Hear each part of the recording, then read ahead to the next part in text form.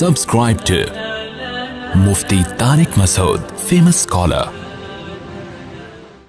الحمدللہ نحمدہ ونصلی علی رسولہ الکریم اما بعد فاعوذ باللہ من الشیطان الرجیم بسم اللہ الرحمن الرحیم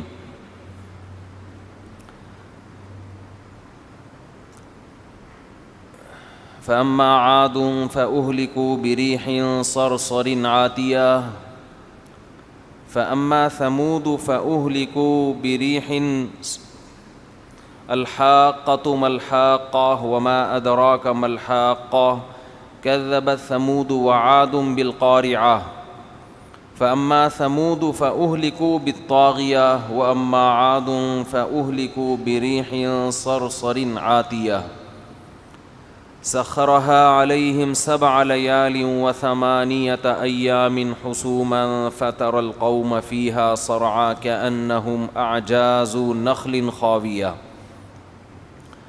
سورہ الحاقہ کی آیات ہیں جن پر کئی ہفتوں سے درس چل رہا ہے. میں کبھی سفر میں جاتا ہوں نا، جب دوبارہ آتا ہوں تو پھر بندے شارٹ ہو چکے ہوتے ہیں، تو بندے ہی مارکیٹ سے کیا ہو جاتے ہیں، شارٹ. تو اگر کبھی سفر کی وجہ سے ناغہ ہو جائے تو آپ کو واٹس ایپ گروپ پہ اطلاع تو مل جاتی ہے نا کہ بندہ مارکیٹ میں ان ہو گیا ہے، تو آپ لوگ بھی مارکیٹ میں ان ہو جایا کریں. تو اب ظاہر ہے سفر تو ہوتے ہی ہیں، مارکیٹ سے کبھی آؤٹ ہوں گا کبھی ان ہوں گا، تو اگر 2-3 دفعہ آؤٹ ہو گیا تو آپ لوگ بہت ہی آؤٹ ہو جاتے ہیں، آؤٹ آف کنٹرول ہو جاتے ہیں. جی کیا آ رہا ہے؟ کپڑا آ رہا ہے اس میں.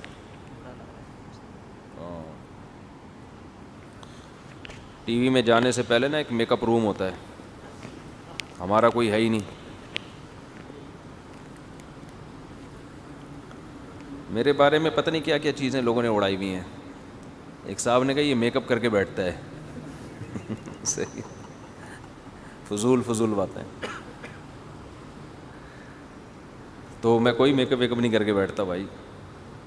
وہ کہیں سردیوں کا دن تھا، کچھ بعض دفعہ سردی میں آدمی کے چہرے پہ نا خشکی کی وجہ سے سرخی آئی ہوئی ہوتی ہے، تو وہ خشکی تھی، اس کی وجہ سے چہرے پہ سرخی تھی. کسی نے کہا یہ میک اپ کیا ہوا ہے اس نے، اور پھر کمنٹس کیے ہوئے تھے. سردی میں بعض دفعہ آدمی خشکی. کیا ہو گیا بھائی، کیا لگا ہوا ہے؟ اچھا چلو خیر، بیان شروع کریں یار. تو کیا بات چل رہی تھی؟ میں اگر مارکیٹ سے شارٹ ہوا کروں تو آپ بالکل ہی شارٹ نہ ہو جایا کریں بھائی، دوبارہ پھر مارکیٹ میں ان ہو جایا کریں. تو واٹس ایپ گروپ ہے، اس میں اطلاع مل جائے گی آپ لوگوں کو کہ مارکیٹ میں بندہ موجود ہے یا نہیں. تو واٹس ایپ بہت سارے گروپ ہیں نا، ایک گروپ میں تو اتنے لوگ آ نہیں سکتے، تو ان سے رابطہ کر لیں، آپ واٹس ایپ گروپ میں ایڈ کروا دیں سب کو. تو سورہ الحاقہ پہ کئی ہفتوں سے بیان چل رہا ہے کہ اللہ تعالیٰ نے جو لوگ قیامت کا انکار کرتے ہیں ان کے بارے میں فرمایا کہ وہ چھوٹے مجرم نہیں ہیں بلکہ بہت بڑے مجرم ہیں، اور یہ اتنا بڑا جرم ہے کہ میں نے قوم عاد اور قوم سمود کو اس جرم کی وجہ سے تباہ و برباد کیا ہے. قرآن میں جو قوموں کی تباہیوں کے واقعات ہیں نا، ان پہ ملحد لوگ یہ اعتراض کرتے ہیں کہ یہ سائنس سے ثابت نہیں ہے. سمجھ رہے ہو؟ یہ خود ایک پاگل ہونے کی اور بوکھلاہٹ کی دلیل ہے. جو خبریں ہوتی ہیں نا وہ سائنسدان ثابت نہیں کرتے. اب سائنس سے ثابت کر سکتے ہو کہ کربلا کا واقعہ ہوا تھا، یہ سائنسدان بتائیں گے؟ آئنسٹائن بتائے گا؟ یہ مورخین بتائیں گے، تاریخ دان. ہسٹری کا جو تعلق ہے وہ مورخین سے ہے، اس کا سائنسدانوں سے تعلق نہیں ہے. اور قرآن نے جو واقعات پچھلی قوموں کے بیان کیے ہیں ان میں وہی واقعات ہیں جو یہود و نصارہ پہلے سے بیان کرتے چلے آ رہے تھے. قرآن کوئی نیا واقعہ بیان نہیں کرتا، عام طور پہ قرآن کی عادت نہیں ہے. تبھی قرآن میں بہت سے واقعات ہیں. پھر اللہ آخر میں فرماتے ہیں تصدیق الذی بین یدیہ، یہ واقعہ تصدیق کر رہا ہے ان کتابوں کی جو قرآن سے پہلے گزر چکی ہیں. جیسے یوسف علیہ السلام کا واقعہ جب قرآن نے بیان کیا نا, اب دیکھو یہ بہت عجیب واقعہ ہے نا کہ قوم عاد اور قوم سمود جو بڑے قد آور تھے, قرآن کہہ رہا ہے پیغمبر نے ان سے کہا کہ آخرت واقع ہوگی, تمہیں حساب و کتاب دینا ہے. ان قوموں نے کہا نہیں دینا ہے. اس پہ پیغمبروں کے اور ان کے مناظرے ہوئے, بحثیں ہوئی, مکالمے ہوئے جو قرآن میں مذکور ہیں. قرآن کہتا ہے ہمیں غضب آیا اللہ کو, فَأَمَّا عَادٌ فَأُهْلِكُوا فَأَمَّا ثَمُودُ فَأُهْلِكُوا بِالطَّاغِيَةِ. قوم سمود کو ایک زوردار آواز سے اڑا دیا ہم نے, چیتھڑے بڑ گئے, ان کے کلیجے پھٹ گئے, مر گئے وہ, اتنا غضب آیا اللہ کو. اگر یہ واقعہ واقعی صحیح مان لیا جائے تو انسان کے دل کو ہلانے کے لیے کافی ہے. اور اس کے بعد اما عاد, قوم عاد وہ بھی بڑی طاقتور تھی. اس قوم کے ساتھ ہم نے یہ کیا کہ انہوں نے بھی انکار کیا. ایسے نہیں ہو گیا کہ پیغمبر آئے, انہوں نے کہا قیامت ہوگی, قوم نے کہا نہیں ہوگی, فوراً اللہ نے ہلاک کر دیا. ایسا نہیں ہے. اللہ نے پیغمبر کے ذریعے حجت تمام کی. پہلے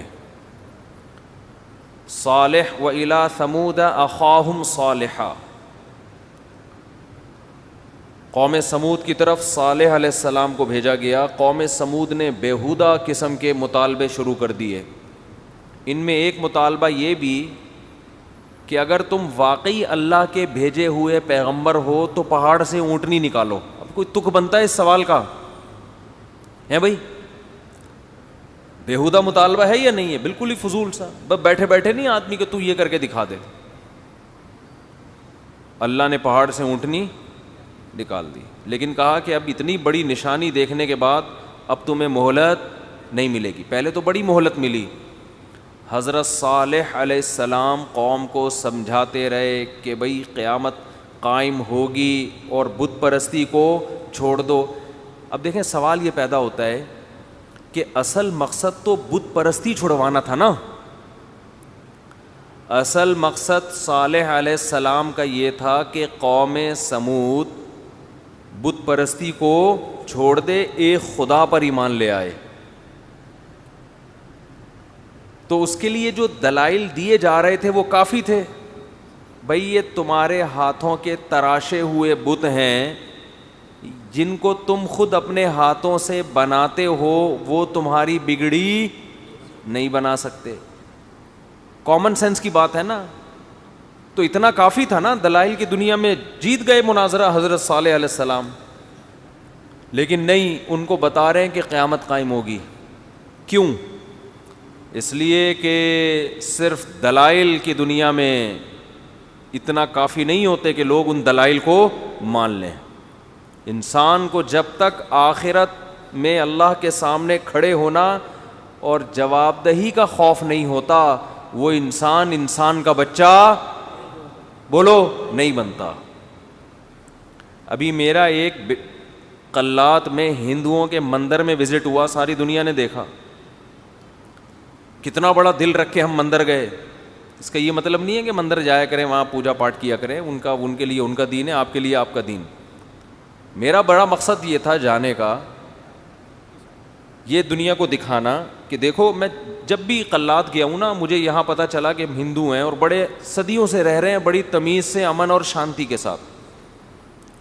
حالانکہ قلات کے مسلمان تو یعنی تقریباً 100% لوگ شریعت پہ عمل کرتے ہیں. بہت پرانی ریاست رہی ہے قلات مسلمانوں کی. تو میں نے یہ میسج دینا تھا دنیا کو, خاص طور پر ہندوستان کو, کہ بھئی دیکھو یہاں ہندو کتنی تمیز سے امن شانتی کے ساتھ رہ رہے ہیں. مندر صدیوں پرانے مندر بنے ہوئے ہیں, آج تک کسی کو نہ گن پوائنٹ پہ مسلمان کیا گیا, نہ کسی کو تنگ کیا گیا, نہ کسی کو چھیڑا گیا. مسلمان اپنے مذہب پہ تمیز سے عمل کرتے, کسی ہندو کو نہیں چھیڑتا. حالانکہ ہندو مینورٹی میں 2% ہوں گے, لیکن ہندوؤں کے پاس تجارت ہے, مالدار ہیں, کھاتے پیتے, ان کے بڑے بڑے بنگلے میں بہت ساری چیزیں اور بھی تھیں جو میں نے نہیں دکھائیں. تو ہونا یہ چاہیے تھا کہ تمام ہندو کہتے بھائی مفتی صاحب زندہ باد, مزہ آ گیا, جیسے کہ بہت سے لوگوں نے اپریشیٹ بھی کیا, بہت پازیٹیو کمنٹس آئے. لیکن ایک ہندو صحافی نے اتنی ساری پازیٹیو چیزیں, بلکہ جو ساری پازیٹیو ہی تھیں اس میں ایک نیگیٹو نکال کے لوگوں کو اسلام کے خلاف ورغلانے کی کوشش کی ہے. یہ ہے جب آخرت پر ایمان نہیں ہوتا نا, تو آپ کو جب کسی سے ذاتی بغض ہوتا ہے, اچھی باتوں کو بھی آپ کہاں لے کے جاتے ہیں, گندی باتوں کی طرف. میں نے وہ ہندوؤں کے جو مہاراج تھے یا جو بھی پنڈت تھے ان سے کھلی بے تکلفی تھوڑا مزاح کر لیا, بھائی آپ تو بڑے گورے گورے لگ رہے ہیں اور ہندوؤں میں اتنے گورے فرسٹ ٹائم دیکھیں. کہ مزاح ہے, یہ طنز کرنا مقصد نہیں ہے. لیکن اس کو ہائی لائٹ یہ نہیں دیکھ رہے کہ ایک مولانا صاحب انتہائی اقلیت میں رہنے والے ہندو, ان کے مندر میں جا کے چائے پی کے وہاں چیوڑا کھا کے, جو کھاتا بھی نہیں ہوں میں چیوڑا, اور وہ کیا کیا ہوتا ہے بیکری کا سامان, وہ ساری چیزیں کھا کے بالکل, اور علماء کے ساتھ JUI کے جو وہاں حضرات ہیں نا جمعیت علماء اسلام کے, وہ سیاسی لیڈر میرے ساتھ موجود تھے. اتنا پروٹوکول ہم آپ کو دے رہے ہیں, اس کو نہیں دیکھ رہے. ایک جو میری عادت ہے ہر جگہ تھوڑا بہت, یار اتنے گورے چٹے ماشاءاللہ, گورے سے مراد یہ نہیں کہ ہندو سارے بلیک بلیک ہوتے ہیں, مطلب یہ تھا کہ اتنے پٹھانوں کی طرح لال سرخ اور ماشاءاللہ ہیلدی. یہ فرسٹ ٹائم ان کی ذات سے مزاح کیا تھا, وہ نکال لیا. تو نیگیٹیوٹی پھیلانے کے لیے, جس سے کے ساتھ یہ مزاح کیا اس کو تکلیف نہیں ہو رہی, وہاں کے لوگوں کو تکلیف نہیں ہو رہی, خوش ہو رہے ہیں. تو یہ سب کیا ہے کہ جب آپ کا آخرت پر ایمان نہ ہونا کہ ہم نے اللہ کو جواب دینا ہے, اور اللہ کو خدا نخواستہ کوئی دھوکہ دے نہیں سکتا. تو جب اللہ کے سامنے جواب دہی کا خوف ہوتا ہے, پھر انسان اس کو پتہ ہے کہ بھائی میں کسی کی ایسی تعویل کروں کہ کل قیامت کے دن چل سکے. وہ لوگوں کے ہمارے پاس کالز آتی ہیں کہ میں نے ایسے الفاظ سے ڈیورس دی ہے, ہوئی ہے کہ نہیں ہوئی ہے, وہ چھوڑنا نہیں چاہ رہے لیکن فتویٰ لینا چاہ رہے. بھائی ایسا نہ ہو اللہ کی نظر میں ہو گئی ہو, دنیا کو بیوقوف بنایا جا سکتا ہے, قیامت کے دن خدا کے سامنے کیسے کھڑے ہوں گے. تو اگر میرے بھائی اللہ کا خوف نہ ہو, ایک خاتون کل آئیں, کل کی بات ہے, میرے میاں نے طلاقیں دی ہیں, مکر گئے ہیں دے کے, کہ یہ اللہ کی قسم اپنی کانوں سے سنا ہے میں نے, رو بھی رہی تھی کہ مکر گیا ہے بالکل. تو میں نے کہا بھائی آپ علیحدگی اختیار کریں, خاندان ساتھ نہیں دے رہا. میں نے کہا کوئی آپ نے اپنی کانوں سے سنا ہے؟ میں نے کہا ہمیں نہیں پتا کہ آپ صحیح کہہ رہی ہو جھوٹ کہہ رہی ہو. اگر اپنے کانوں سے سنا ہے, یقین ہے کہ شوہر مکر گیا ہے, کہہ رہی میں چھوڑنا نہیں چاہتی اس شوہر کو, میرے بچے ہیں, مجھے محبت ہے. میں نے کہا بھائی اپنے کانوں سے سنا ہے, آپ کے لیے رہنا جائز نہیں. ایسی صورت میں تدبیر یہ ہے کہ عدالت سے خلا لے لو. عدالتی خلا ویسے تو ٹھیک نہیں ہوتا لیکن سپورٹ تو کر دے گا نا آپ کو. تو اب اس خاتون میں اللہ کا خوف ہے نا, آواز نہیں جا رہی ہے, اوپر آواز نہیں جا رہی بھائی, خواتین بیٹھی ہوئی ہیں بیان میں, ان میں آواز نہیں جا رہی. تو ابھی اللہ کا خوف ہے, تبھی تو اس کے اندر یہ جذبہ پیدا ہوا نا. تو میں ایسی خواتین کو حضرت خولہ رضی اللہ تعالی عنہ کا واقعہ سناتا ہوں. ان کے میاں نے کیا کہہ دیا تھا, انتی علیہ کا ظہری امی. یہ الفاظ کہ تم ماں سے نہ تشبیہ دی تھی, تو عرب میں یہ الفاظ طلاق کے سمجھے جاتے تھے, اور ایسی طلاق کہ اب کبھی بھی دوبارہ نکاح نہیں ہو سکتا. تو وہ نبی کے پاس آئیں, بار بار آ رہی ہیں کہ کوئی گنجائش, میرے بچے چھوٹے, میں نہیں چاہتی اپنے شوہر کو چھوڑنا. غصے میں کہہ دیا. نبی نے کیا فرمایا, بھائی میں کوئی رخصت نہیں پاتا, میں اپنی طرف سے تو فیصلہ نہیں کروں گا. اگر وہ نہ بتاتی, کوئی گواہ تو تھا نہیں, میاں بیوی کمپرومائز کر لیتے, بھائی میں نے بولا ہے, تم نے سنا, تھرڈ پرسن تو ہے نہیں کوئی سننے والا, چپ کر کے بیٹھ جاؤ آرام سے, ہم دونوں کی نجی زندگی ہے, اس میں ہم کسی اور کو دخل اندازی کیوں کرنے دیں. یہ ایگو کیوں لگا ہوا ہے, ایگو ہے نا. میں نے کہا تھا یار کوئی بندہ میں تنخواہ دوں گا اس کی, وہ انتظام کیوں نہیں ہوا.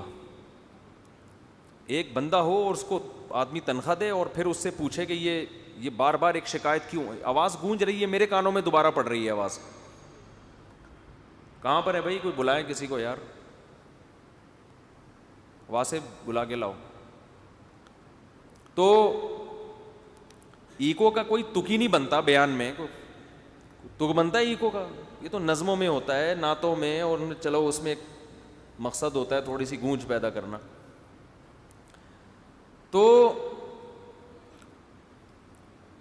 کیا بات چل رہی تھی یار, دیکھو دماغ جب گھومتا ہے نا, یہ سب چیزیں بیان میں نا ڈسٹربنس کا ذریعہ بنتی ہیں. حضرت خولہ رضی اللہ تعالی عنہ کا واقعہ چل رہا تھا. میاں بیوی بند کمرے میں بیٹھ کے کمپرومائز کر لیتے, تو کیا کسی کو پتا تھا کیا ہو رہا ہے؟ ان کو خوف تھا. اچھا رسم بھی زمانہ جاہلیت کی تھی, لیکن ان کو پتا تھا کہ اسلام میں اس کے خلاف ابھی تک کوئی آیت نازل ہوئی نہیں ہے. بار بار نبی کے پاس آتی, کوئی گنجائش, اور پھر بار بار آسمان کی طرف دیکھتی, وتشتکی الی اللہ, اللہ سے شکایت کرتی. پتا تھا کہ بیوی کو حلال یا حرام کرنا کس کا کام ہے؟ اللہ کا, نبی کا نہیں ہے. یہ جو ہمارے اہل حدیث حضرات کہتے ہیں کہ حضرت عمر نے 3 طلاقوں کو 3 قرار دے کر ایک سیاسی فیصلہ تھا, ویسے 3 کتنی ہوتی ہیں؟ 1. ان سے سوال یہ ہے کہ اس کا مطلب حضرت عمر نے حلال بیوی کو کیا کر دیا؟ حرام کر دیا. سیاست میں یہ کام سیاست نہیں ہے, یہ دین میں تحریف ہے. اس کو اٹ از ناٹ کالڈ سیاست, بلکہ یہ کیا ہے؟ تحریف. اور اگر یہ تحریف نہیں ہے تو میں اہل حدیث سے پوچھتا ہوں بھائی ویڈیو نہ بنائیں. پھر میں اہل حدیث سے پوچھتا ہوں پھر تحریف کی کیا ڈیفینیشن ہے؟ دین میں تحریف کہتے کس کو ہیں؟ تو یا تو اہل حدیث حضرات صاف طور پہ کہا کریں کہ حضرت عمر نے اسلام کو تبدیل کیا طلاق کے معاملے میں. یہ گول باتیں نہ کیا کریں کہ سیاستاً مصلحتاً, او بھائی سیاست میں حلال بیوی کو حرام کر دیا, یہ کون سی سیاست ہے؟ تو یہ تو اسلام کو چینج کر دیا انہوں نے. تو سیدھا سیدھا بولا کریں حضرت عمر معاذ, جیسے شیعہ جو ہے نا وہ سیدھا سیدھا حضرت عمر کو معاذ اللہ نقل کفر برا بلا کہتے ہیں کہ انہوں نے طلاق کے حکام تبدیل کیے ہیں, وہ سیدھا سیدھا برا بلا کہتے ہیں. اور ہم ان کو اہل سنت سے فوراً خارج, کہ جو صحابہ کو نہیں مانتا اہل سنت سے کوئی تعلق نہیں ہے. تو اہل حدیث حضرات طلاق کے بارے میں اپنا موقف 2 ٹوک بیان کریں, یا تو بولیں کہ حضرت عمر نے غلط کیا, دین میں تحریف کی, ناجائز حرام کام کیا, وہ کام کیا کہ جو نبی کو بھی جس کی اجازت نہیں تھی. قرآن کہہ رہا ہے لما تحرم ما احل اللہ لک, اے نبی جس چیز کو اللہ نے حلال کر دیا آپ اس کو کیسے حرام کر سکتے ہیں؟ جس چیز کی اتھارٹی نبی کے پاس نہیں تھی, اہل حدیث کہیں وہ کام جو نبی نہ کر سکے وہ کس نے کر دیا؟ حضرت عمر نے. اور تمام صحابہ نے اس پہ خاموشی اختیار کر کے معاذ اللہ نقل کفر اس بدترین جرم میں حضرت عمر کا ساتھ دیا. یہ اسٹیٹمنٹ دیں پھر, یا پھر یہ کہیں کہ یہ جو حضرت عمر کا فیصلہ تھا یہ سیاسی نہیں تھا, یہ 100% دین ہی تھا. یہ سمجھ میں آ رہی ہے بات کہ نہیں آ رہی ہے؟ تو بات کو گھماتے ہیں. تو خیر بند کمرے میں بیٹھ کے آپس میں کمپرومائز کر لیتے, بار بار آئیں نبی کے پاس, کوئی گنجائش, اور آسمان کی طرف دیکھتی. تو قرآن کہتا ہے تھوڑی دیر میں نا ہمارے نبی صلی اللہ علیہ وسلم پہ وحی کے آثار طاری ہو گئے. دیکھو اس واقعے میں بڑے اسباق ہیں. اگر نبی کے دور میں 3 طلاقیں ایک ہوتی نا تو اس کا مطلب ایک ہی ٹائم پہ بیوی کو حرام ہونے کا آپشن آپ کے پاس ہوتا ہی نہیں. یہ ممکن ہی نہیں تھا کہ ایک ہی دفعہ میں آپ بیوی کو حرام کر دیتے, کیونکہ طلاق کی آیتیں تو نازل ہو چکی تھیں. اس کو طلاق بائن سمجھا جاتا تھا ان الفاظ کو. خیر ابھی میں ان دلائل میں نہیں جاتا, یہ ٹاپک طلاق ثلاث کا میں کئی دفعہ ریکارڈ, میرا اس پہ 3 طلاقوں کے مسئلے پر جو میرا چینل ہے نا مفتی طارق مسعود اسپیچز, اس پہ تفسیر کے لیکچروں میں پوری ڈیٹیل سے دلائل سے حوالوں کے ساتھ کتابوں کے ساتھ وہ میں نے پورا لیکچر ریکارڈ کروائے ہیں. 4-5 ایپیسوڈ ہیں, وہ آپ دیکھ سکتے ہیں سرچ کر کے اس میں. تو قرآن میں آیتیں نازل ہوئیں, قد سمع اللہ قول التی تجادلک فی زوجہا وتشتکی الی اللہ, تحقیق سن لی اللہ نے اس عورت کی بات جو اے نبی آپ سے اپنے شوہر کے بارے میں جھگڑا کر رہی تھی. یہ جو ہے نا بار بار آنا, لجاجت کرنا, اس کو قرآن نے تعبیر کیا ہے جھگڑے سے, جو جھگڑا کر رہی تھی. وتشتکی الی اللہ, اور شکایت کس سے کر رہی ہیں؟ اللہ سے. علماء نے لکھا ہے کہ ان خاتون کو جو یہ اعزاز ملا نا کہ آسمان کی آیتیں وہی بن کے نازل ہو گئیں نبی پر, آپ صلی اللہ علیہ وسلم پہ وہی کے آثار, شدید سردی میں پسینہ اور کپکپاہٹ اور جسم بوجھل ہو جانا, یہ علامتیں صحابہ دیکھ لیا کرتے تھے. کتنا اللہ نے پروٹوکول دیا, آسمان سے آیتیں نازل کی. واللہ یسمع تحاورکما, اور اللہ تمہاری آپس کی باتوں کو سنتا ہے. نبی اور ان صحابیہ کی جو آپس میں بات چیت ہو رہی ہے, کون سن رہا ہے؟ اللہ.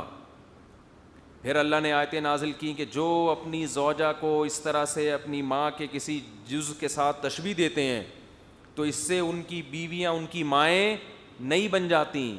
مائیں وہی ہیں جنہوں نے تم کو جنا ہے, لیکن یہ جملہ غلط ہے, برا جملہ ہے. اس برے جملے کی وجہ سے شوہر پہ کفارہ لازم ہوگا, بیوی حرام بولو نہیں ہوگی. سمجھتے ہو بات کو؟ ہمیشہ کے لیے حرام نہیں ہوگی, جب تک کفارہ ادا نہیں کرتا اس وقت تک حرام رہے گی. یہاں بھی اہل حدیث حضرات پتہ کیا کرتے ہیں کہ زہار, اس کو زہار کہتے ہیں. دیکھو ناجائز لفظ تھا اس لیے اللہ نے اس کو کالعدم قرار دیا کہ اس سے بیوی حرام نہیں ہوگی. تو 3 طلاقیں بھی ناجائز ہیں, لہذا اس سے بھی حرام نہیں ہوگی. اگر زہار ناجائز لفظ کالعدم ہے تو کفارے تک بھی بیوی حرام نہیں ہونی چاہیے تھے, پھر بالکل کالعدم ہونا چاہیے تھا اس کو. تو قرآن نے کیا کہا کہ جو یہ لفظ استعمال کریں گے وہ زوجہ کے قریب اس وقت تک نہیں جا سکتے جب تک کہ یہ کفارہ ادا نہ کر دیں. اور کفارہ کیا ہے؟ ایک غلام کا آزاد کرنا. وہ نہ ہو تو لگاتار 60 روزے رکھنا. وہ نہ کر سکتا ہو, بوڑھا آدمی ہو, تو 60 غریبوں کو کھانا کھلانا. سمجھتے ہو بات کو؟ تو اس کفارے سے پہلے بیوی کیا ہوگی؟ حرام. تو یہ 1 منٹ کے لیے, 10 منٹ کے لیے, 10 دنوں کے لیے, 2 مہینے کے لیے بیوی جو حرام ہو رہی ہے یہ اس ناجائز جملے سے ہی ہو رہی ہے. تو اس کا شرعی حکم کیا ہو رہا ہے؟ مرتب ہو رہا ہے. تو ناجائز جملے بالکل کالعدم نہیں ہوتے. اچھا خیر, تو قرآن نے کیا کہا؟ واللہ یسمع تحاور. دیکھو اب یہ اتنی فضیلت ان خاتون کی کہ آسمان سے آیتیں نازل ہو رہی ہیں اور پھر ان کے شوہر کو حکم دیا جا رہا ہے کفارہ ادا کرو, اس سے بیوی حرام نہیں ہوتی. تو اسلام نے اس قانون کو چینج کیا کہ یہ جو زہار کا لفظ ہے یہ طلاق کے الفاظ نہیں ہیں, یہ برے الفاظ ہیں. بیوی کو ماں سے تشبیہ دینا, تو اس برے پر آپ کو کفارہ ادا کرنا پڑے گا. یہ طلاق کے الفاظ نہیں ہے. طلاق کے جو طریقہ ہے وہ اللہ نے بیان کر دیا کہ وہ والے الفاظ طلاق کے. طلاق کنایہ سے ہوتی ہے کبھی, اور کنائی طلاق بھی حدیث سے ثابت ہے. جیسے آپ بیوی کو کہہ دیں کہ تمہارا میرے سے تعلق ختم, طلاق کی نیت سے کہہ دیں.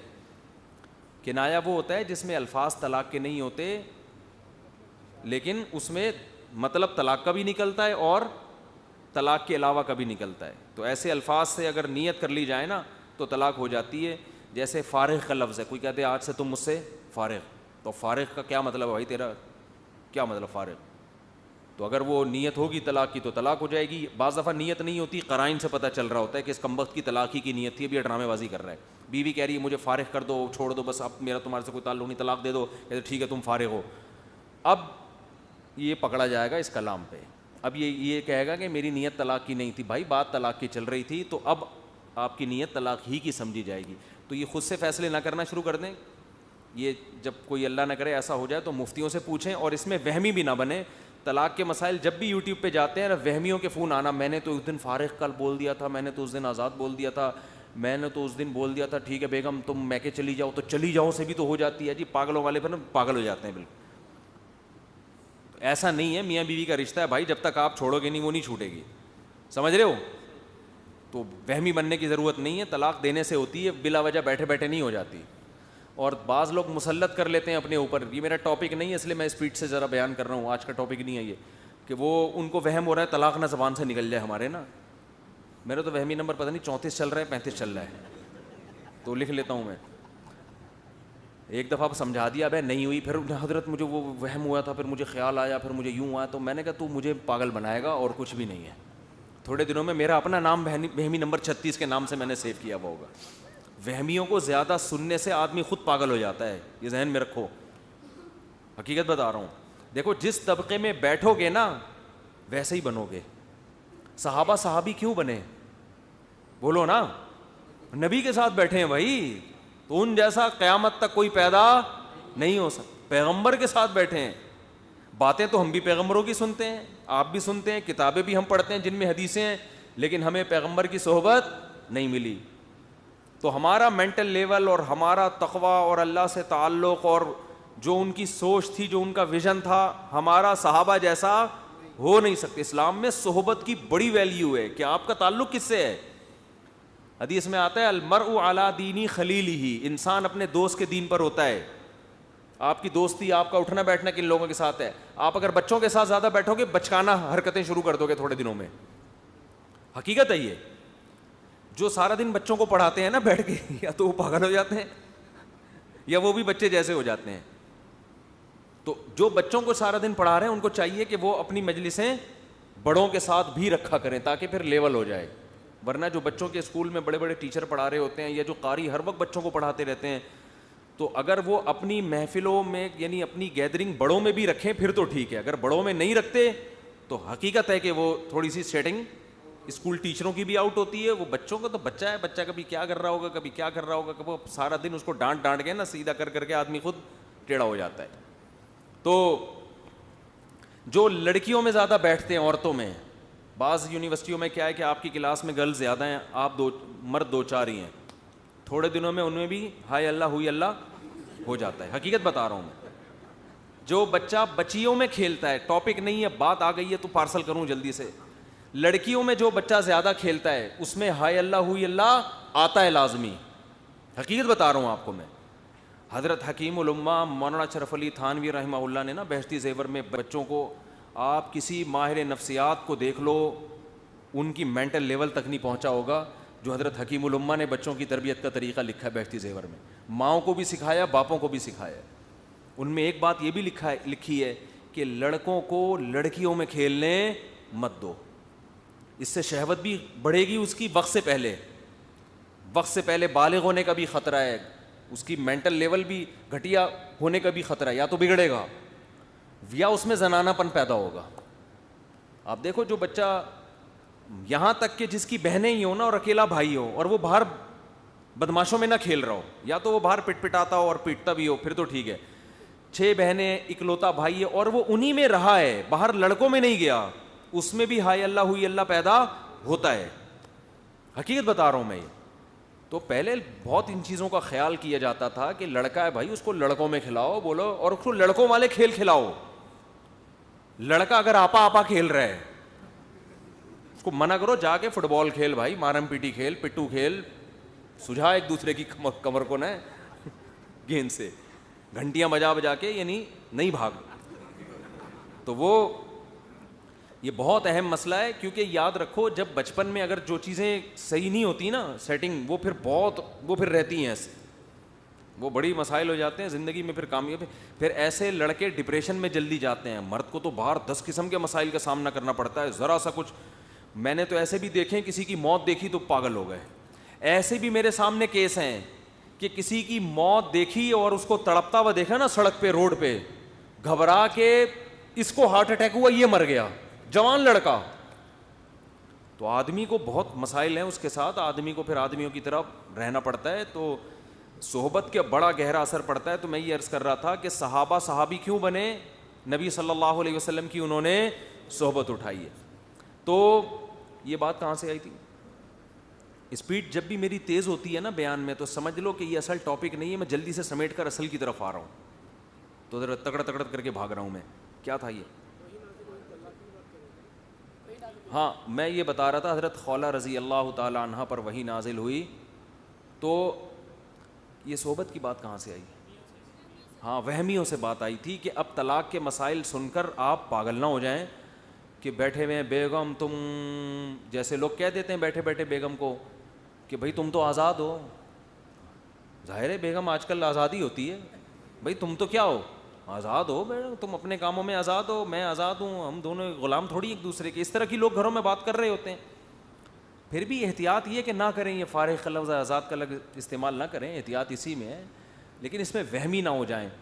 اور اس میں یہ بھی ہے, میں جو اصل بات کہہ رہا تھا کہ لفظ طلاق کا بھی وہم ہو جاتا ہے بعض لوگوں کو کہ میرے منہ سے نکل نہ جائے کہیں, یہ وہم ہو جاتا ہے. وہ نہ اپنی زبان کو بند کر کے بیٹھتی ہیں کر کے نا کہ منہ سے کہیں نکل نہ جائے. بھائی منہ سے جب تک نکالو گے نہیں نکلے گی نہیں. اگر آپ نے اپنے اوپر یہ خوف مسلط کر لیا نا کہ کہیں نکل نہ جائے, تو اس کا خطرہ ہے کہ پھر وہ نکل جائے گی. اب وہمی لوگ بولیں گے اچھا ہمیں خطرہ ہے کہ ہمارے منہ سے نکل جائے گی, کیونکہ ہمیں تو خوف ہے. اب اس کا مطلب مفتی صاحب نے اسٹیمپ لگا دی اب تو نکلے گی. تو میں وہمیوں کو نہیں سنتا, کیونکہ اس سے آدمی خود کیا ہو جاتا ہے, وہمی ہو جاتا ہے. تو میں ان کو یہی کہتا ہوں, بھائی جاؤ یار, دفع ہو یہاں سے, کام کرو اپنا, اپنے آپ کو صبح جاگنگ کرو, شام کو جم جاؤ, کھانا ٹائم پہ کھاؤ, اپنے آپ کو بزی کرو, مصروف کرو, تو یہ وہم آپ کا نکل جائے گا. اس کو نکالنے کی کوشش کرو گے تو نہیں نکلے گا یہ. پھر یہ دوبارہ وہ کالا کتے والا, بہت لوگوں نے سینکڑوں دفعہ وہ واقعہ سن لیا ہے, لیکن بہت سے نئے نئے لوگ آ رہے ہیں تو پرانوں سے معذرت کی وہ بور ہو چکے ہیں اس واقعے سے. نئے والوں کو یہ واقعہ سنا کے بس آگے چلتا ہوں. ایک پیر صاحب تھے, لوگوں کو تعویذ دیا کرتے تھے. ایسے پیر اکثر جاہلی ہوتے ہیں, اکثر 100% نہیں اکثر. تو وہ تعویذ دیا کرتے تھے. اچھا یہ بات سمجھ لیں, یہ جو روحانی ٹوپی ڈرامے میں بیان کرتا رہتا ہوں, ہمارے بعض بزرگ ایسے گزرے واقعی وہ بزرگ تھے اور وہ تعویذ دیتے بھی تھے اور تعویذ کا فوراً اثر ہوتا بھی تھا. اس پر میں یہ بتاتا ہوں لوگوں کو کہ یہ کوئی علم نہیں ہے کہ انہوں نے کوئی علم کیا ہوا تھا جس کی وجہ سے تعویذ کا اثر. اکثر لوگ مجھے مثال دیتے تھے کہ حضرت مولانا روحانی بازی رحمۃ اللہ علیہ لاہور کے بہت بڑے بزرگ گزرے ہیں, ان کے انتقال کے بعد ان کی قبر سے خوشبو آتی رہی ہے, بہت بڑے بزرگ گزرے ہیں, اور میرے شیخ کے استاذ بھی تھے وہ. تو وہ تو تعویذ دیتے تھے, اور میں نے اپنے شیخ سے خود سنا کہ جب بھی تعویذ دیا فوراً اثر ہوا ہے اس کا. یعنی ایک ابھی حقیقت کیا ہے اس کی میں وہ آگے بتاتا ہوں. حالانکہ جو میرے شیخ ہیں نا وہ بھی تعویذ گنڈوں کو, یعنی وہ ان چیزوں سے لوگوں کو ہٹاتے تھے, جیسے میں ہٹاتا ہوں وہ بھی ہٹاتے تھے, اور یہ عاملوں کی کو بہت مخالفت کرتے تھے. تو جو ابھی ہیں جو ان کے شاگرد ہیں, ان سے میں نے خود سنا کہ بھائی وہ جب بھی کسی کو تعویذ دیا اثر ہوا ہے. انہوں نے کہا کہ میں نے اپنی آنکھوں سے دیکھا کہ ایک شخص قتل کیا ہوا تھا, اس کا کیس عدالت میں چل رہا تھا, تو مقتول کے جو وارثین ہیں نا وہ اس کو معاف نہیں کر رہے تھے.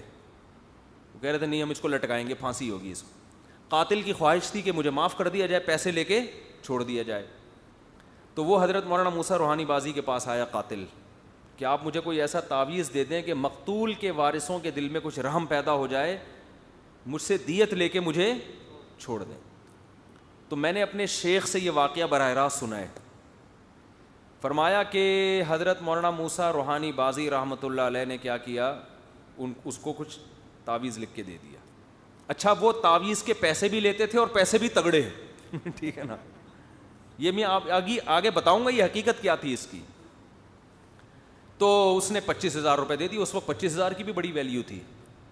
تو حضرت نے کیا کیا کہ وہ 25,000 لے کے اس کے منہ پہ مارے, یعنی کہ یہ صرف اتنے, مطلب یہ تھا کہ صرف اتنے سے پیسے, میں تمہیں تعویذ لکھ کے دے رہا ہوں کہ وارثوں کا دل تمہارے لیے کیا ہو جائے, نرم.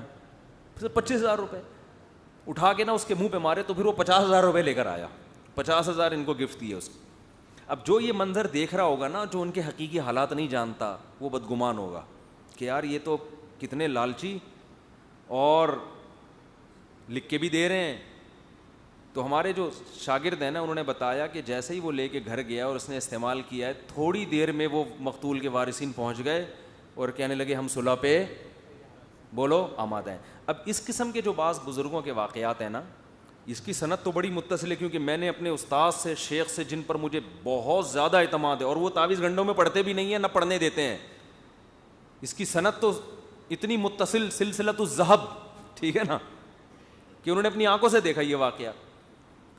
تو عامل لوگ نا اس طرح کے واقعات بیان کر کے کہتے ہیں کہ دیکھو مفتی طارق مسعود بولتا ہے کہ یہ کوئی علم نہیں ہے اور یہ تعویذوں سے کچھ نہیں ہوتا اور یہ نہیں ہو اور یہ ہم لوگ بیوقوف ہیں. تو اس کا مطلب یہ بزرگ بھی معاذ اللہ کیا تھے, معاذ اللہ یہ بھی فراڈی تھے. حالانکہ ان کے تو اتنے واقعات ہیں, ایک تھوڑی ہے, درجنوں واقعات ہیں ان کے تو, اور ان کی مرنے کے بعد کرامت بھی, قبر میں سے خوشبو آئی ہے ان کے. تو یہ علم ہے بھائی, علم. یہ کیا ہے, علم. انہوں نے علم کیا ہوا تھا. کیا وجہ ہے کہ یہ فلاں لکھ کے نہیں دیتا, لکھ کے دیتا ہے تو کچھ نہیں ہوتا, وہ اس کا مطلب یہ ہر آدمی کے لکھنے سے نہیں ہوتا. کچھ لوگوں نے یہ علم کیا ہوا ہے, ان کا علم کیا ہوا تھا انہوں نے, کوئی علم شلم نہیں تھا.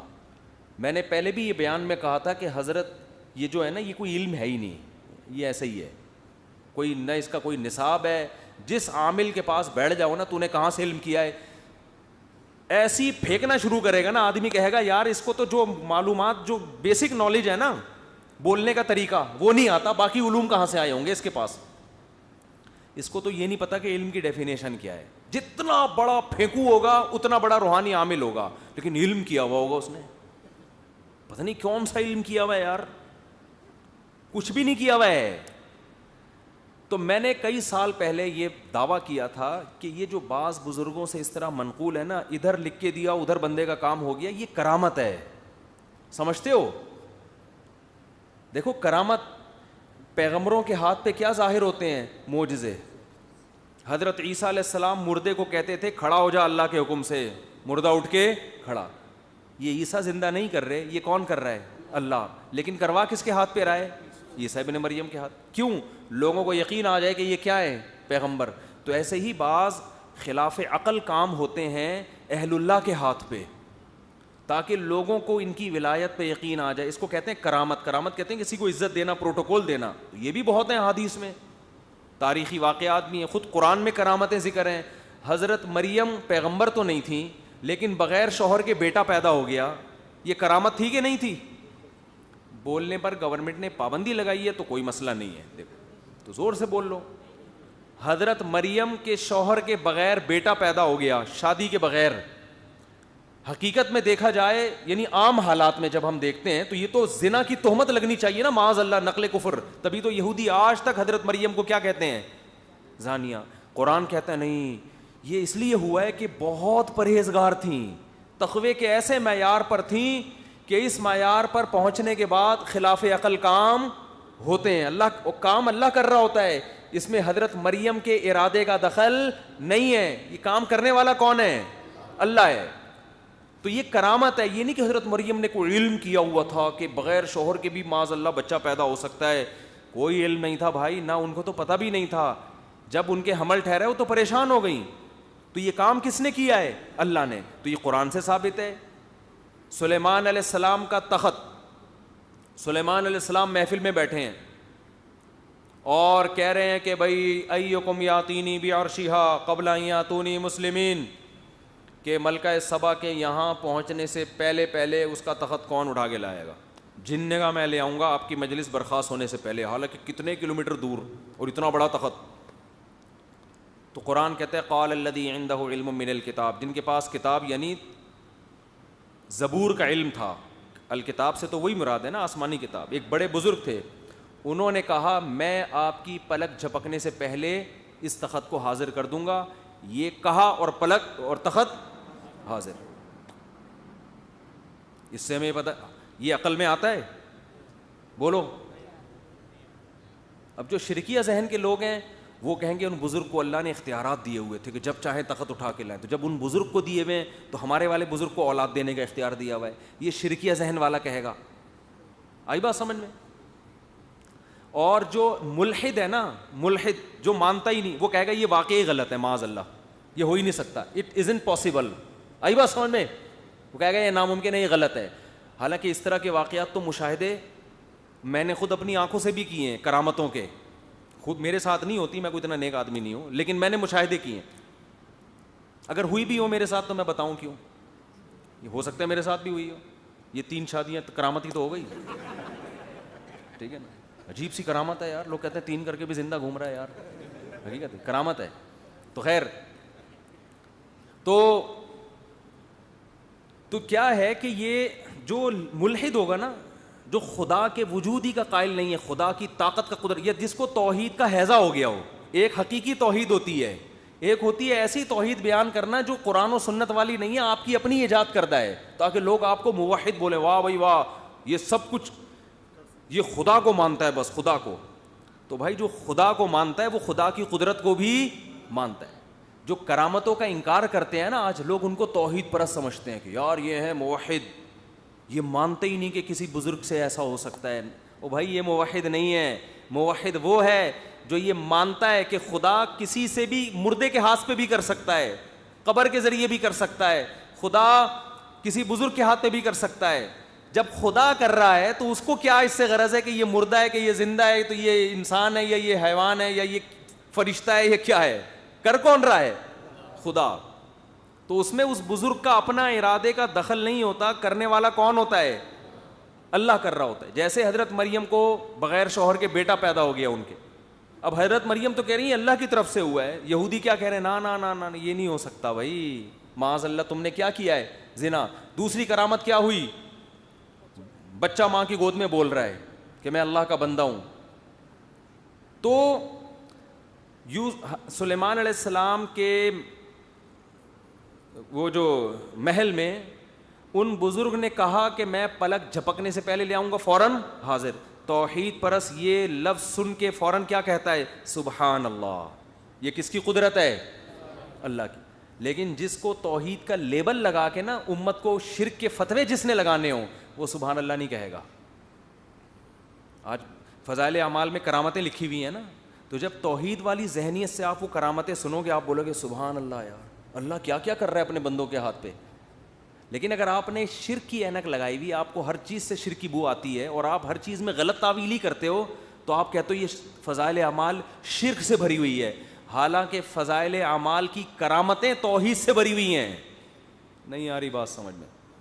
توحید پرست آدمی ایسے واقعے کی تصدیق کر دے گا بشرطے کہ مستند ذرائع سے ہو. ایسا نہیں کہ کوئی بھی اٹھ کے بیٹری چارج کر رہا ہو بیٹھ کے, کچھ بھی پھینک رہا ہو بیٹھ کے. آپ کو جیسے بہت سے جھوٹے قصے مشہور ہیں. کرامت میں یہ ہے کہ سند کیا ہونی چاہیے, مضبوط, ورنہ جھوٹی کرامتیں بھی بہت ہیں, تو جھوٹی کو سچی سے مکس نہ کریں. ورنہ آج ہر بدعتی کے ہاتھ میں کچھ نہ کچھ ہو رہا ہوتا ہے. وہ حضرت جی نے یوں ٹنڈ پہ ہاتھ رکھا بال نکلا ہے, وہ ٹنڈ پہ ہاتھ رکھ کے بال نہیں نکلے ہوتے, وہ تو تیل ایسا لگا لیا ہوتا ہے اس نے, یا کوئی کچھ کھا لیا ہوتا ہے. تو جھوٹ بھی اس میں بہت ہے, زیادہ تر تو جھوٹے قصے ہی ہیں.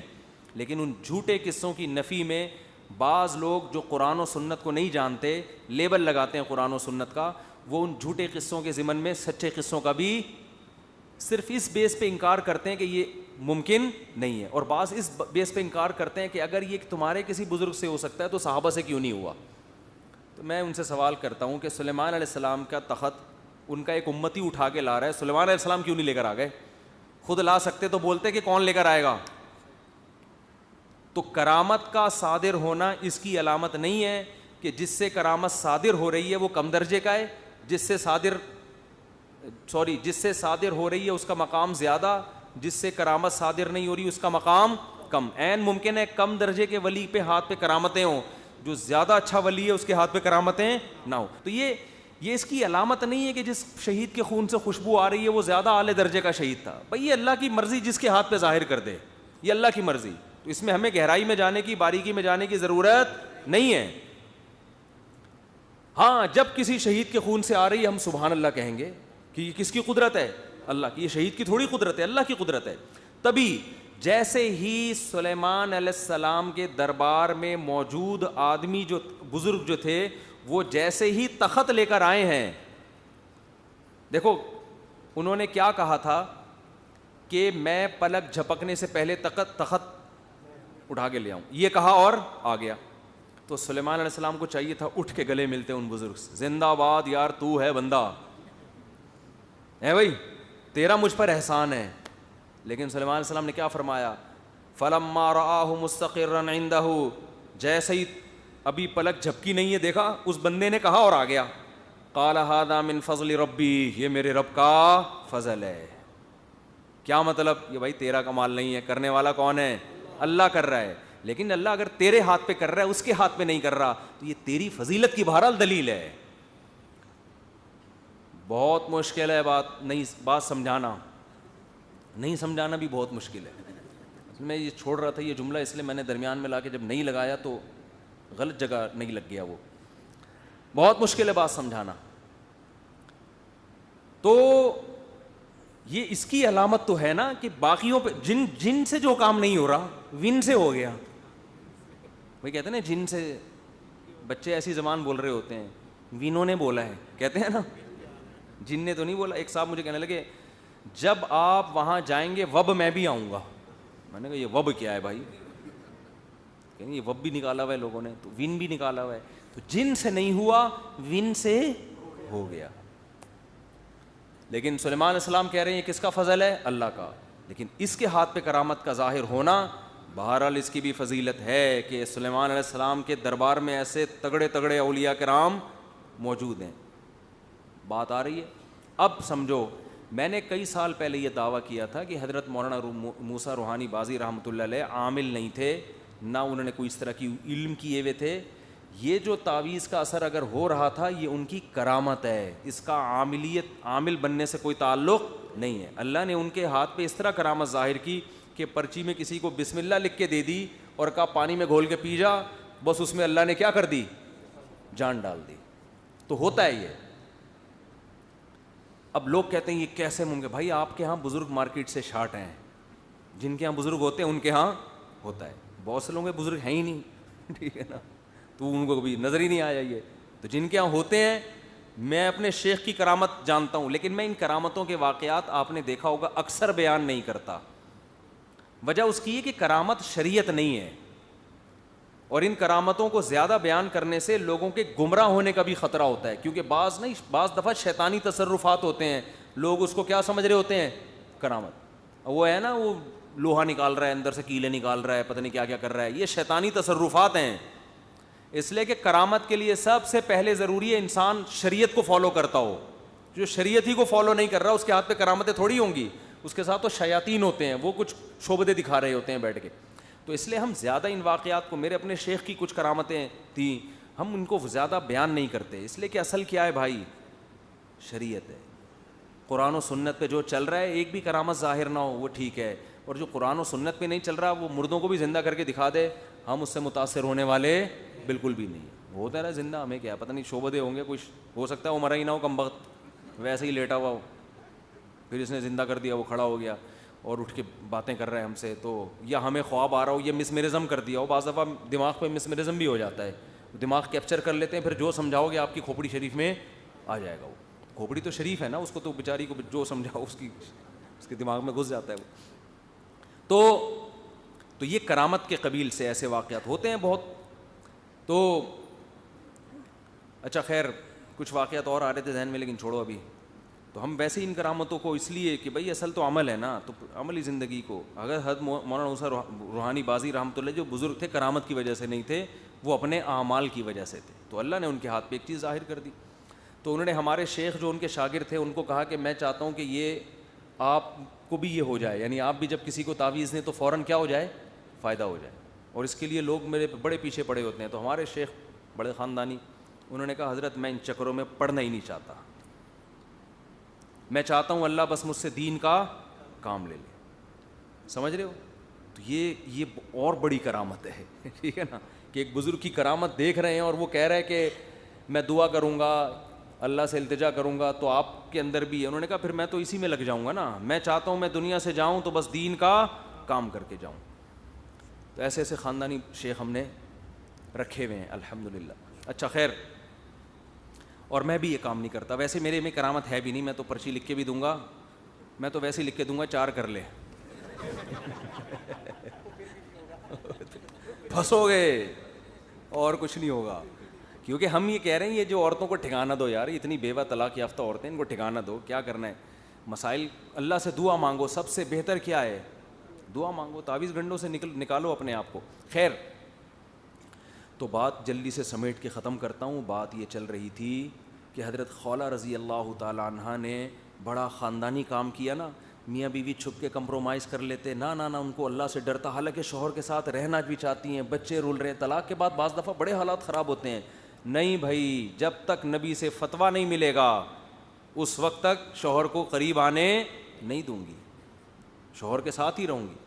اور نبی سے فتویٰ نہیں مل رہا تھا تو پھر کس کی طرف دیکھ رہی تھیں؟ اللہ کی طرف, کہ اللہ تو کچھ حکم کو چینج کر دے.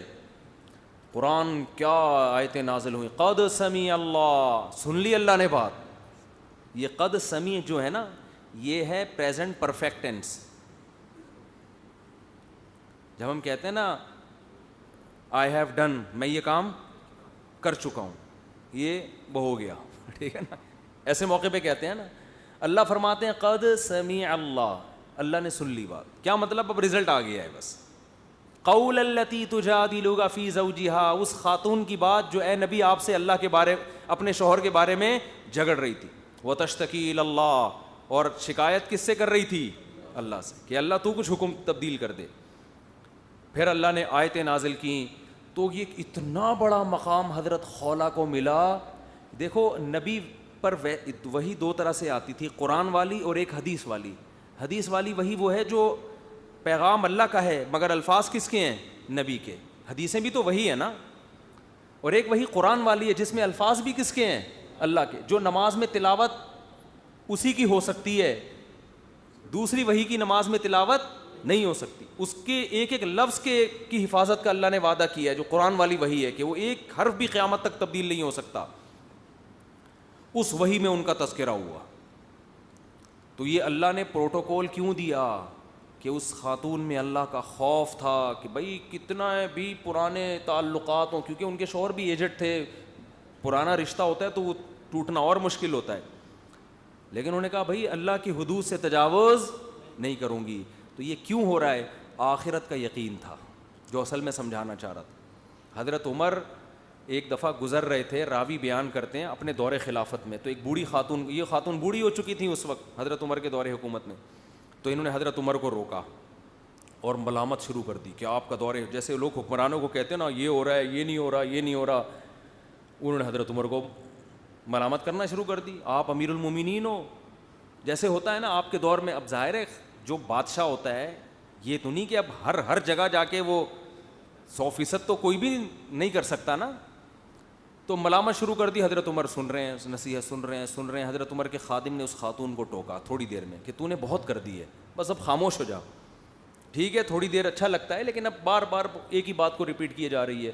حضرت عمر نے اپنے خادم کو خاموش کرا دیا اور فرمایا کہ یہ اگر فجر عشاء کے بعد کا ٹائم تھا نا، فرمائی اگر فجر تک بھی مجھے نصیحت کرتی رہے گی عمر یہاں کھڑا رہے گا. کیوں؟ فرمایا یہ وہ عورت ہے جس کی بات اللہ نے 7ویں آسمان پہ سنی ہے اور اللہ نے آیتیں نازل کی. قد سمیع اللہ، اللہ نے سن لی ہے. یہ وہ حضرت خولا ہے تو جس کی بات اللہ 7ویں آسمان پہ سن کے وہی نازل کر رہا ہو، عمر کیسے کہہ سکتا ہے کہ خاموش ہو جا، میں نہیں سنوں گا. فرمایا یہ اگر صبح تک بھی سناتی رہے گی تو میں اس کی بات سنتا رہوں گا. اس کو تو اللہ نے بڑا پروٹوکول دیا ہے. حضرت عمر کیسے تھے؟ امیر المومنین ہیں، ان کو بھی آخرت میں جواب دہی کا خوف نا، کہ اگر ڈانٹ کے خاموش کرا دیں بس. تو حضرت عمر کو یہ خوف کہ قیامت میں اللہ کہے گا اے عمر تو میرے سے آگے نکل گیا کیا؟ تو نے میرا بھی خیال نہیں کیا کہ جس عورت کو میں نے اتنی عزت دی تو اسے عزت کیوں نہیں دے رہا؟ امیر المومنین ہو کے کیا کر رہے ہیں؟ بھائی صبح تک کھڑا رہوں گا میں. تو یہ پروٹوکول جو ملا حضرت خولا کو میرے بھائی کس بیس پہ ملا؟ اللہ کا خوف. آج طلاق کے مسائل میں خوف ختم. فتوے لاتا ہوں، کوئی ادھر سے لا رہا ہے، کوئی ادھر سے لا رہا ہے، کوئی جامع ازہر جا رہا ہے فتویٰ لینے کے لیے، کوئی پتہ نہیں کہاں جا رہا ہے. عجیب سیٹ اپ چل رہا ہے. وراثت کے حکام میں بھی ایسا ہی ہے، لوٹ کھسوٹ میں لگے ہوئے ہیں، اور ایک دوسرے کے حقوق کی ادائیگی میں بھی ایسا ہی ہے. تو وجہ کیا ہے؟ آخرت کی جواب دہی کا خوف نہیں ہے. دنیا کو الو بنانا آسان، بہت آسان ہے. تو لوگ الو بنا دیتے ہیں، مطمئن کر دیتے ہیں اپنے آپ کو بھی اور دوسرے کو بھی. جس کے دل میں آخرت کا خوف ہوگا وہ یہ کام نہیں کرے گا. میں میاں بیوی کے حقوق پر بہت بات کرتا ہوں، بعض لوگ بور بھی ہو جاتے ہیں، لیکن ہو بہت کچھ رہا ہے نا. چند دن پہلے خاتون آئی، اس کا میاں اس کو اتنا مارتا ہے، اتنا پیٹتا ہے کہ اس کو اس کے نیل پڑ جاتے ہیں جسم پہ، جنگلیوں کی طرح مارتا ہے اس کو. اور ایسی خواتین جن کا باپ نہیں ہے، کوئی پیچھے 8-10 بھائی نہیں ہیں، ان کی تو بعض مرد زندگی، کیونکہ انہوں کو پتہ یہ کیا بگاڑ لے گی میرا، یہ کیا بگاڑ لے. میں نے اس عورت سے کہا اتنا پیٹ رہا ہے بھائی طلاق لو اس سے. کہ نہیں کہاں جاؤں گی میں، جوان عورت ہے، کہاں رولتی پھرے گی، دھکے کھائے گی. وجہ کیا ہے؟ اس کو پتہ ہے ہمارے معاشرے میں طلاق کے بعد مردوں میں اللہ کا اتنا خوف ہی نہیں ہے کہ کوئی دوسری تیسری کر لے اس سے. سمجھ میں آ رہی ہے بات؟ یہ بھی خوف سے کیا ہو گئے آ رہی. کہہ رہے ہیں ہمیں دوسرے کا مسئلہ ہے، ہمارا مسئلہ تھوڑی ہے. پھر طلاق کے بعد بچوں کا مسئلہ، بچے بڑے ہو کر وہ ایک عجیب ٹینشن ہے. تو ان کا حل بہت سارے ہیں حل، لیکن اصل حل تو یہ ہے نا کہ شوہر ایسا نہ کرے نا. اصل تو یہ حل ہے نا. وہ تو پھر طلاق یا خلا وہ تو بات کی چیز ہے. اصل کیا ہے؟ یہ ظلم کس کی طرف سے ہو رہا ہے؟ یہ مرد کی طرف سے ہو رہا ہے. میں یک طرفہ باتیں سن کے متاثر نہیں ہوتا جلدی کسی سے. آپ کہیں آپ نے تو خاتون کی بات سنی, میاں کی تو سنی نہیں. بھائی میاں جتنا بھی ٹھیک ہو, یہ تو نہیں ہے نا کہ جانوروں کی طرح صبح شام کوٹتا پیٹتا رہے. اتنا تو کسی کو شریعت آگے جانے کی اجازت نہیں دیتی نا. تو وہ بیچاری اتنی گھبرا رہی تھی کہ میرے میاں کو پتہ چل گیا کہ میں آپ کے پاس آئی ہوئی ہوں, اب مجھے نہیں چھوڑے گا وہ, اب اور مارے گا مجھے کہ کسی کے پاس جا کے اپنا دکھڑا کیوں سنایا. تو میں نے تو کہا ادھر تھانہ ہے, وہاں جا کے بندے کو بند کرا دو. اس نے کہا بند کرانے کے بعد کیا ہوگا, پورا سسرال ہے پیچھے کھڑا ہوا ہے.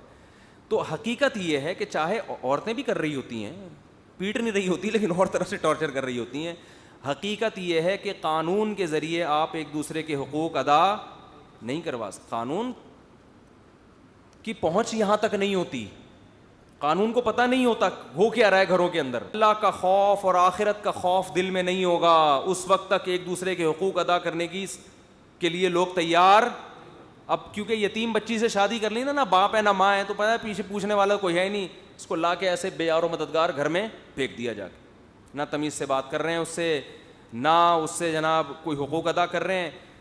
ایسے میں جب فون اٹھانا شروع کرتا ہوں تو پھر یہی کھوپڑی گھومنا شروع ہوتی ہے. پھر میں بند کر دیتا ہوں تھوڑے دنوں میں کہ بھائی ان کے مسئلے کا حل ہمارے پاس تو ہے نہیں, دماغ خراب ہونے کے علاوہ کچھ بھی حاصل نہیں ہو رہا.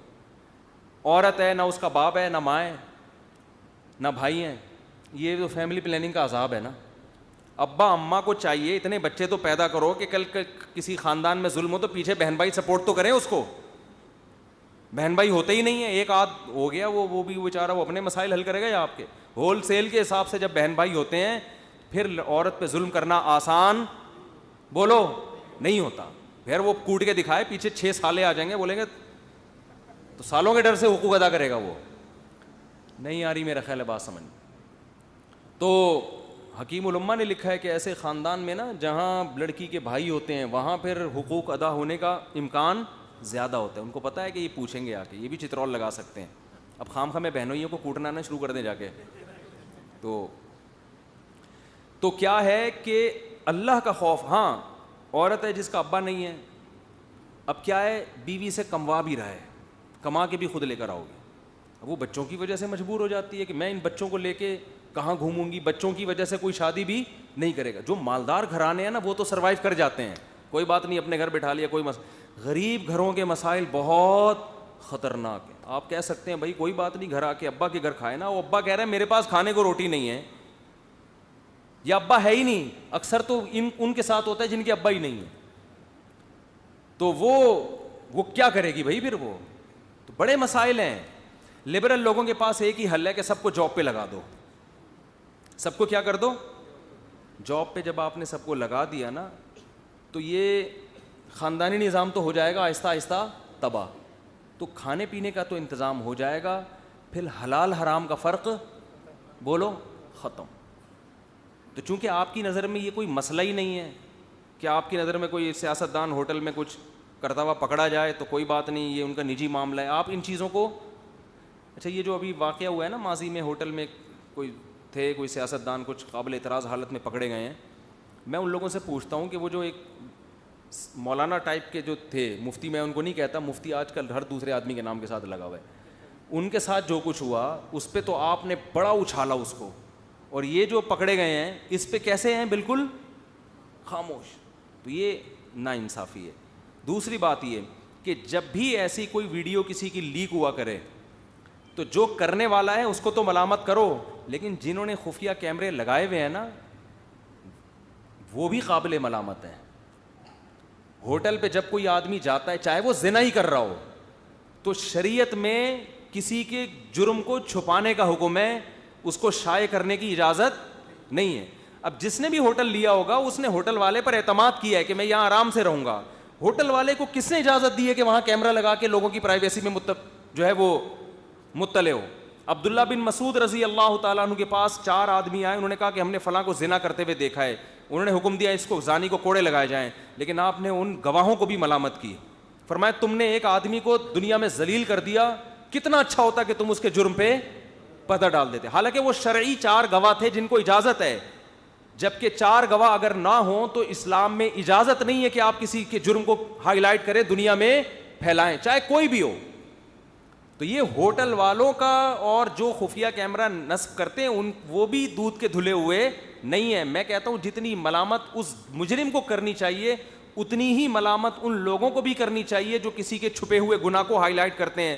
وجہ اس کی یہ ہے کہ اس سے انسان جب توبہ کرتا ہے نا بعد میں تو اللہ معاف کر دیتا ہے, لیکن اس کا گناہ اگر لوگوں کے سامنے چلا گیا تو لوگ اس کو معاف نہیں کرتے. کتنے بڑے سے بڑا گناہ ہو, توبہ کا دروازہ اللہ نے موت تک کھولا ہوا. ہم نے بڑے بڑے گنہگاروں کو سچی توبہ کرتے ہوئے دیکھا ہے, ایسے پلٹ جاتے ہیں. لیکن جب جرم دنیا کے سامنے چلا گیا, ویڈیوز لیک ہو گئیں, اس کا نقصان کیا ہوتا ہے؟ ایک تو وہ مایوس ہو جاتا ہے, اس کے لیے اب توبہ کرنا مشکل, وہ کہتا ہے میں بدنام تو ہو گیا. دوسری بات, اگر وہ توبہ کر بھی لے لوگ اس کو عزت دینے کے لیے تیار نہیں ہوتے. اور تیسرا جو سب سے خطرناک کام ہے, جب گناہ معاشرے میں اس طرح لیک ہوتے ہیں اس سے گناہوں کی نفرت لوگوں کے دلوں میں ختم. سمجھ رہے ہو؟ زنا تو بہت بڑا جرم ہے نا, آپ نے کسی کی زنا کی ویڈیو لیک کر دی, اس سے کچھ وقت تو یہ ہوگا کہ یار یہ غلط ہے, یہ دیکھو کتنا برا آدمی. آہستہ آہستہ لوگ کہیں گے کہ یار فلاں کی بھی تو ہوئی تھی نا, اس کا مطلب فلاں نے بھی کیا تو ہم نے کر لیا تو کیا ہو گیا. تو یہ تو نجی معاملہ ہے, کوئی بھی کر سکتا ہے. علماء اس کی مثال ایسے دیتے ہیں جیسے کسی نے بیچ سڑک پہ قضائے حاجت کر کے گن ڈال دیا, اس میں غلط کیا نا اس نے, اس سے غلط وہ کر رہا ہے جو ڈنڈی سے اس گندگی کو پوری روڈ پہ پھیلا رہا ہے.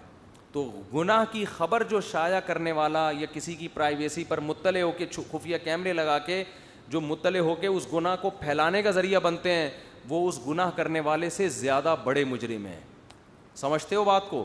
تو اسلام میں زنا جیسی سزا پہ 4 گواہ, اور ان چاروں کو بھی حکم دیا ہے کہ بہتر یہی ہے کہ کیا کرو, چھپا دو اس, اور 4 سے کم ہے تو پھر تو اجازت ہی نہیں ہے. تو یہ ہمارے ملک میں ایک عجیب حساب کتاب ہو گیا ہے, یہ دوسرے ملکوں میں ہوتا تو پتہ نہیں کتنی بڑی سزا مل جاتی ان کو. تو لوگ کر رہے ہیں آج کل, میں نے دیکھا ہے کہ وہ گلیوں میں لگا کے, ایک تو گلی میں کیمرہ سیکیورٹی کے لیے ہوتا ہے, چلو گلی تو ایسی چیز ہے وہ تو کھلی بھی ہے نا. کچھ دن پہلے میرے سامنے کیس آیا کہ ایک آدمی کا دوسرے سے جھگڑا چل رہا تھا, اس کے اپنے روم میں اس خفیہ کیمرہ لگا دیا اس نے, پرائیویٹ روم میں. اب اس نے کوئی غلط کاریاں کی ہوں گی, چھپ کے کہیں گناہ کیا ہوگا, وہ کیا ہے کہ وہ پھر خفیہ کیمرہ لگا کے اس کی وہ ثبوت اپنے پاس, حالانکہ گناہ ہے مگر ہے تو نجی معاملہ نا, یعنی کوئی کسی انسان پہ ظلم تو نہیں کر رہا نا, غلط کر رہا ہے, کوئی فحش ویڈیو دیکھ رہا ہے فار ایگزامپل انٹرنیٹ پر بیٹھ کے, یا اور کچھ کر رہا ہے, تو اللہ و بندے کا معاملہ ہے نا. آپ کو تو چاہیے آپ محبت سے سمجھائیں یار یہ غلط ہے. کیا کیا کہ اس دشمنی میں اس کی ویڈیو بنا لی چھپ کے, اب اس کو بلیک میل کرتے پھر رہے ہیں. تو وہ بیچارہ جس نے جرم کیا تھا وہ میرے پاس آیا, کہا یار یہ تو میں ذلیل ہو گیا ہوں یعنی.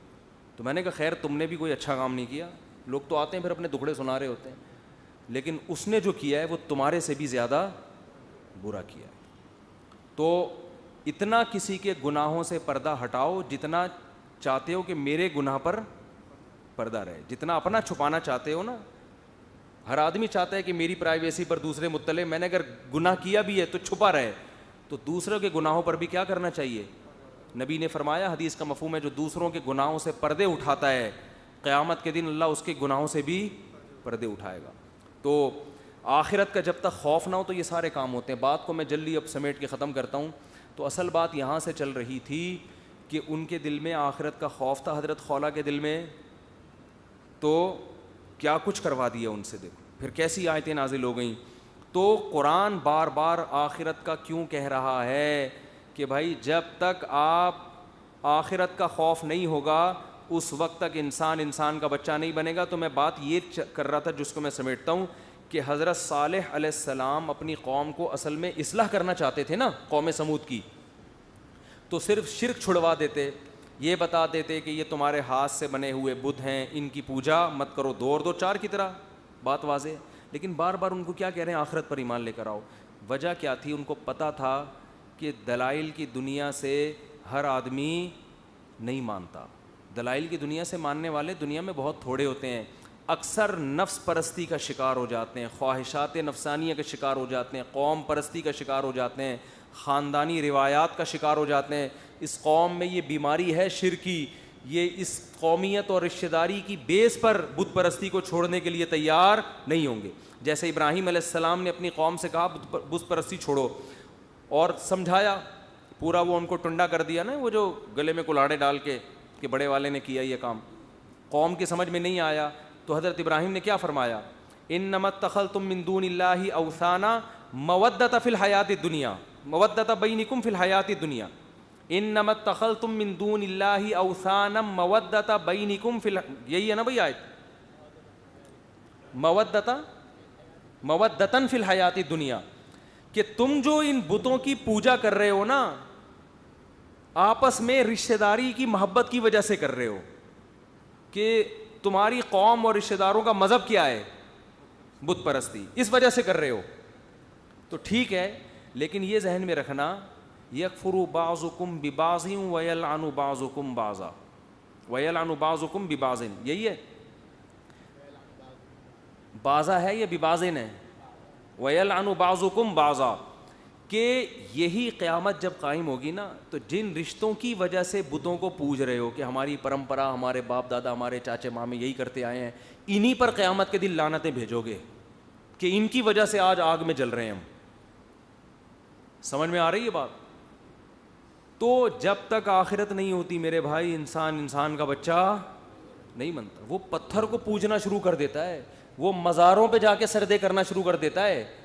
فالج زدہ آدمی مزار پہ جا رہا ہے کہ یہ بزرگ میرا دھڑ سیدھا کریں گے, یہ نہیں پتا کہ ان کے دونوں دھڑ کام نہیں کر رہے, یہ آپ کا آدھا دھڑ کہاں سے صحیح کریں گے. کتنی بے عقلی کی بات ہے, مگر خدا کے سامنے جواب دہی کا خوف نہیں ہے. تو اس لیے اتنا زور لگایا جا رہا ہے. اور اللہ کہتے ہیں کہ قوم عاد اور قوم سمود نے کہا کہ آخرت نہیں ہے, کیسا غضب آیا, اللہ نے اس قوم کو اٹھا کے پٹک دیا. تو میں اصل بات یہاں سے لے کے چلا تھا کہ قرآن کے ان واقعات کا آج بہت سے تعلیم یافتہ لوگ انکار کرتے ہیں کہ کوئی سائنسی پروف ہمیں قوم عاد اور قوم سمود کے پلٹنے کا اور ہلاک ہونے کا نہیں ملا. اس کا جواب یہ کہ میرے بھائی یہ سائنس کا ٹاپک نہیں ہے, یہ ٹاپک ہے تاریخی کتابوں کا, اور یہ خبر ہے, خبر انسانوں کے سینوں سے چلتی ہے.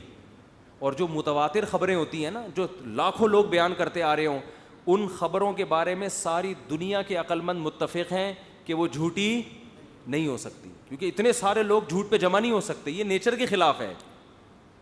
تو قرآن جب یہ واقعات بیان کرتا ہے, جیسے یوسف علیہ السلام کا واقعہ بیان کیا, ما کان حدیثا یفترا ولکن تصدیق الذی بین یدیہ وتفصیل کل شیء.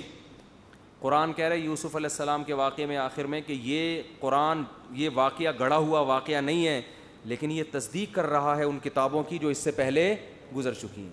کیا مطلب؟ پچھلی کتابوں میں بھی یہ واقعہ موجود ہے. تو قرآن نے اس واقعے کے جھوٹے نہ ہونے کی دلیل کیا دی کہ یہ واقعہ پچھلی کتابوں میں بھی موجود ہے. یہود و نصارہ سب جانتے ہیں, اور تواتر سے لوگ یہ کہتے ہیں کہ یہ مذہبی کتابوں میں ہی کیوں ہیں. ملحد لوگ یہ اعتراض کرتے ہیں کہ دوسرے مورخین نے کیوں نہیں لکھا. ایجوکیشن ہمیشہ سے مذہبی لوگوں کے پاس ہی رہی ہے ماضی میں, سمجھ رہے ہو؟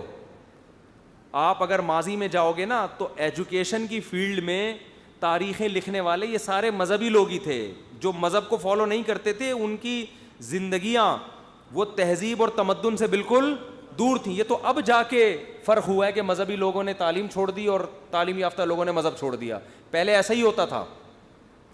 تو یہ صدیوں سے یہ واقعات نقل در نقل ہوتے چلے آ رہے ہیں, اور قوم عاد اور قوم سمود کے کھنڈرات موجود ہیں. اللہ فرماتے تم ان کھنڈرات کے قریب سے گزرتے ہو, اور کیا ثبوت تمہیں چاہیے اس کے.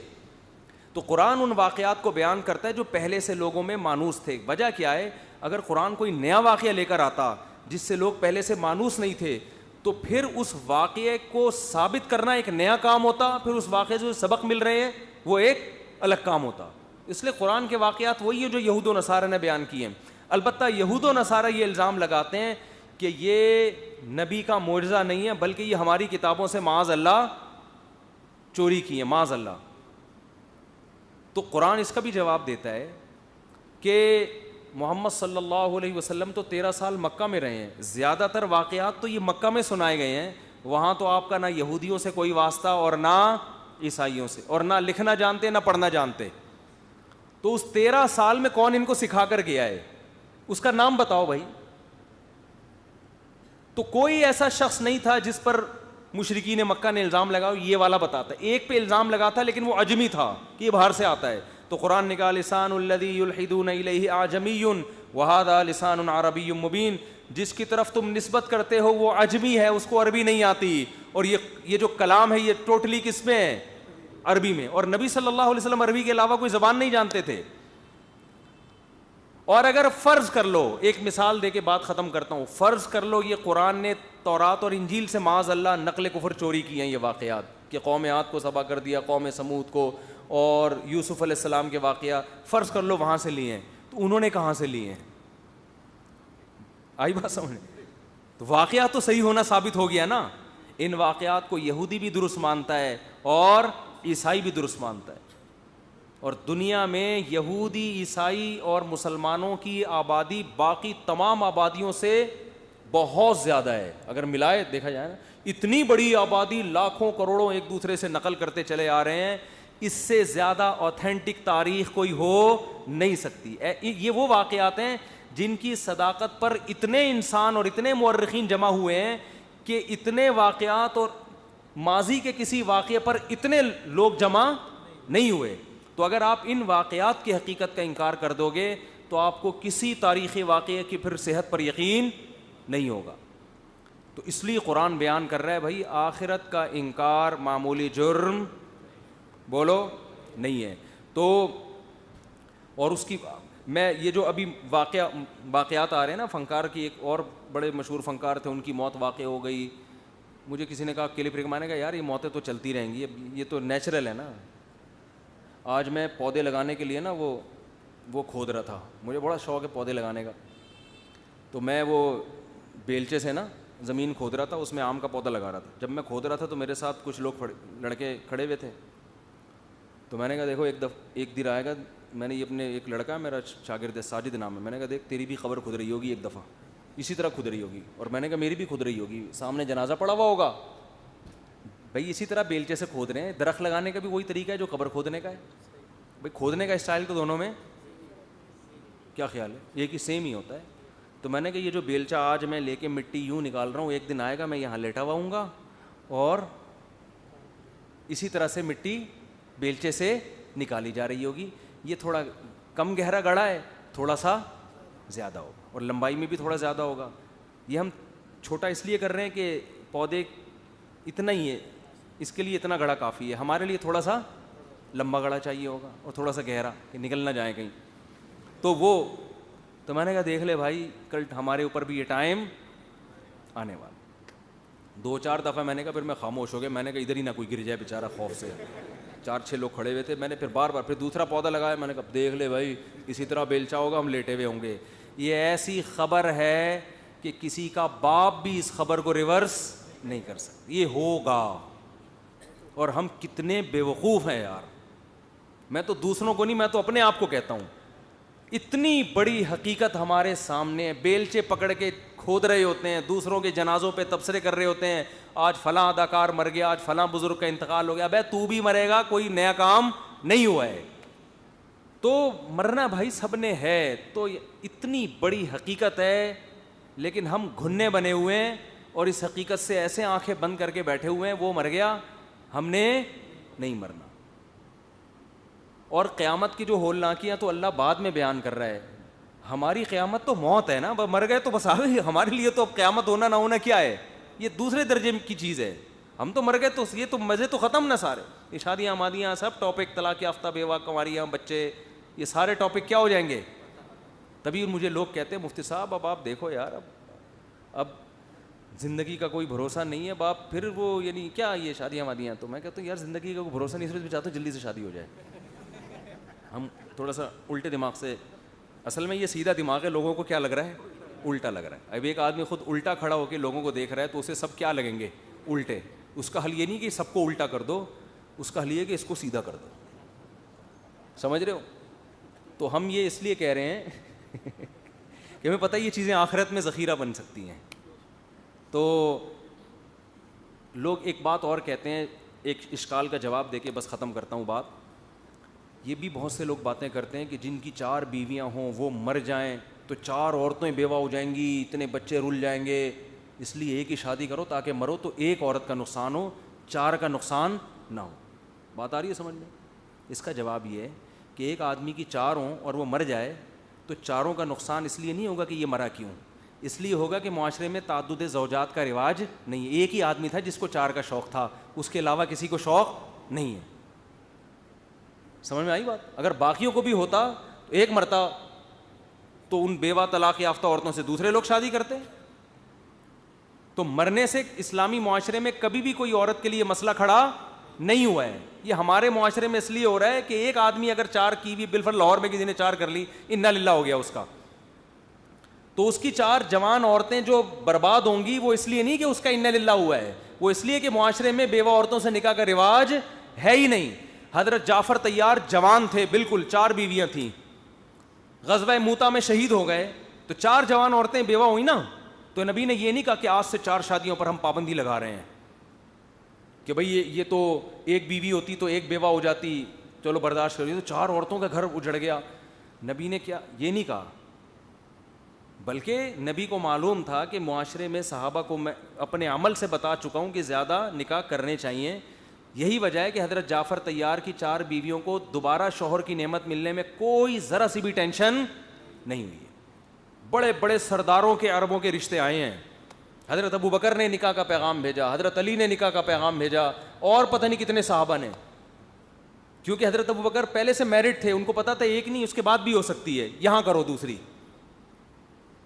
اور ان کے لیے سوکن کو برداشت کرنا بھی آسان تھا کیونکہ پہلے سے وہ سوکن والی لائف بولو نا گزار نہیں تھی, تو ان کے لیے آسان تھا. ابو بکر نے کر لی ان سے, حضرت علی کے رشتے کو انہوں نے مسترد کر دیا. پھر جب بعد میں حضرت ابو بکر کا انتقال ہوا ہے تو حضرت علی نے دوبارہ پیغام بھیجا, اس دفعہ انہوں نے حضرت علی سے کر لی. تو یہ ہمارے معاشرے کی ٹینشن ہے کہ 4 کسی کی ہوں, مر جائے تو ان کا کیا ہوگا. تو اس کا حل یہ نہیں ہے کہ 4 نہ کرو, نہ یہ حل ہے کہ مرنے ہی نہ دو. مرے گا تو 4 والا بھی مرے گا, 1 والا بھی مرے گا, 2 والا بھی مرے گا. موت کا تو کوئی بھروسہ نہیں ہے, کون کسی بھی ٹائم پہ کوئی بھی جا سکتا ہے. اور ضروری نہیں ہے کہ 80 سال میں جا کے مریں, آپ جوانی میں بھی بیٹھے بیٹھے لیٹ سکتے ہیں. میں نے ایسے واقعات دیکھے, ادھر کھانا کھایا لیٹ گئے, ہم سمجھے شاید قیلولہ فرما رہے ہیں. میرے خاندان میں نہیں ہوا, کسی اور کا واقعہ بتا.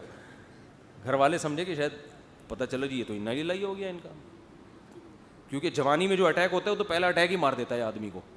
تو بھائی انا للہ کے اتنے چانسز ہیں نا ہر آدمی کے, پوری دنیا میں بھی چانسز ہیں, اور پاکستان میں اور زیادہ, اور کراچی میں اور بھی زیادہ. کراچی میں تو اتنے زیادہ, ہر کھمبا کہہ رہا ہوتا ہے کہ مار دوں گا میں تجھے. دور ہر کھمبا آگے بڑھ بڑھ کے گلے مل رہا ہے کہ بارش کے دنوں میں ہر کھمبے کی خواہش ہے کہ آ جا میں تجھ سے گلے ملتا ہوں. ہم بچ بچ کے جا رہے ہوتے ہیں کہ یار میں گلے نہیں مل سکتا تجھ سے. اتنے موت کے, بارش میں تاریں گر جاتی ہیں, ایکسیڈنٹ ہو جاتے ہیں, چیتھڑے اڑ جاتے ہیں, کوئی ٹرک کے نیچے آ گیا. کراچی میں ٹرک کتنے خطرناک ہیں. چند سال پہلے ایک واقعہ ہوا تھا, یہ نہیں کرینے جا رہی ہوتی, یہ جو جا رہا ہوتا ہے بالکل ہی وہ بچھو کی طرح نہیں آگے ڈنگ, کیا اس کو کرین ہوتی ہے ایک بڑی خطرناک. ایک لڑکا ہیلمٹ پہن کے بائک پہ جا رہا ہے, وہ کرین کا نا تھوڑا سا وہ اس کے سر پہ لگا, کھوپڑی اتر کے بیچارے کی دور جا کے گری ہے. کتنے حادثے ہیں یار. تو بائکوں پہ حادثے, گاڑیوں میں حادثے, جتنا بھی بچو. جہاز گر جاتے ہیں زمین پہ. جنید جمشید کو کسی نے کہا, کوئی خواب و خیال میں بھی ہوگا کہ میں وہاں سے آ رہا ہوں تو ابھی میرا جہاز گرے گا. تو بھائی موت کے اتنے ذرائع ہیں کہ نہیں لڑ سکتے. آپ موت سے بچنے کی تدبیریں کریں, شریعت کا حکم ہے, تیار ہر وقت رہیں. جب بھی کدال لے کے کھودا کریں نا, کوئی بولے بیٹا تو بھی کھدے گا ایک دن, بتا دوں میں. تو زیادہ دنیا سے دل لگانے کی بالکل بھی ضرورت نہیں ہے. عیاش آدمی بہت ٹینشن میں مرتا ہے دنیا سے جاتا ہے, وہ چھوڑنے کا دل نہیں چاہ رہا ہوتا. جس نے اللہ سے لو لگائی ہوئی ہے, نماز میں دل لگایا ہوا ہے, اس نے اللہ سے مانگتا رہتا ہے, اس کی موت بڑی اچھی ہوتی ہے. تو کہتا ہے یار ہم تو اسی وجہ سے تو نماز پڑھ رہے تھے, ہمیں پتہ تھا کہ ایک دن جانا ہے, تو اب آ گیا وہ ٹائم. تو موت سے نہیں لڑ سکتے بھائی, بہت ہی. تو یہ خام خواہ میں ڈپریشن ہی ہوگی اس سے. حضرت کہتے ہیں نا, حضرت موسیٰ علیہ السلام سے کسی نے پوچھا, اب پتہ نہیں یہ واقعہ مستند ہے یا نہیں, لیکن اس سے جو سبق ملتا ہے وہ بہرحال مستند ہے, کہ اگر یہ حادثات تیر ہوں اور چلانے والا اللہ ہو تو ان تیروں سے ہم کیسے بچیں. ظاہر ہے نہ تو چھپ سکتے ہیں نہ لڑ سکتے ہیں. تو انہوں نے کہا تیر چلانے والے سے دوستی کر لو. اور ہمارے پاس کوئی حل نہیں. موت سے ہم بچ نہیں سکتے, دوستی کر سکتے ہیں. یہ ایک ایسا دشمن ہے, یہ یعنی آپ کے پیچھے کوئی لگ گیا ہو اور پکڑ کے اس نے مارنا ہی ہے, تو بہتر ہے اس سے فون کر کے سلام دعا کر لو, بھائی میں خود ہی گرفتاری دے رہا ہوں تجھے, مارنا پیٹنا نہیں, دوستی کر لے میرے سے. تو موت ایک ایسی یعنی شے ہے کہ دوست بنانا چاہو تو دوست بن کے گلے ملے گی, دشمن بنانا چاہو تو آئے گی اپنے ٹائم پہ. تو دوستی کسے کہتے ہیں موت سے؟ بھئی اللہ کو راضی کر لو, کیونکہ موت کا مالک کون ہے؟ یہ تیر اللہ کے ہاتھ میں ہے. تو اللہ سے دوستی لگا لو گے تو فرشتے آئیں گے موت کے وقت, جیسے قرآن بیان کر رہا ہے, خوبصورت موت ہوگی اور خوشی ہوگی مرنے کی.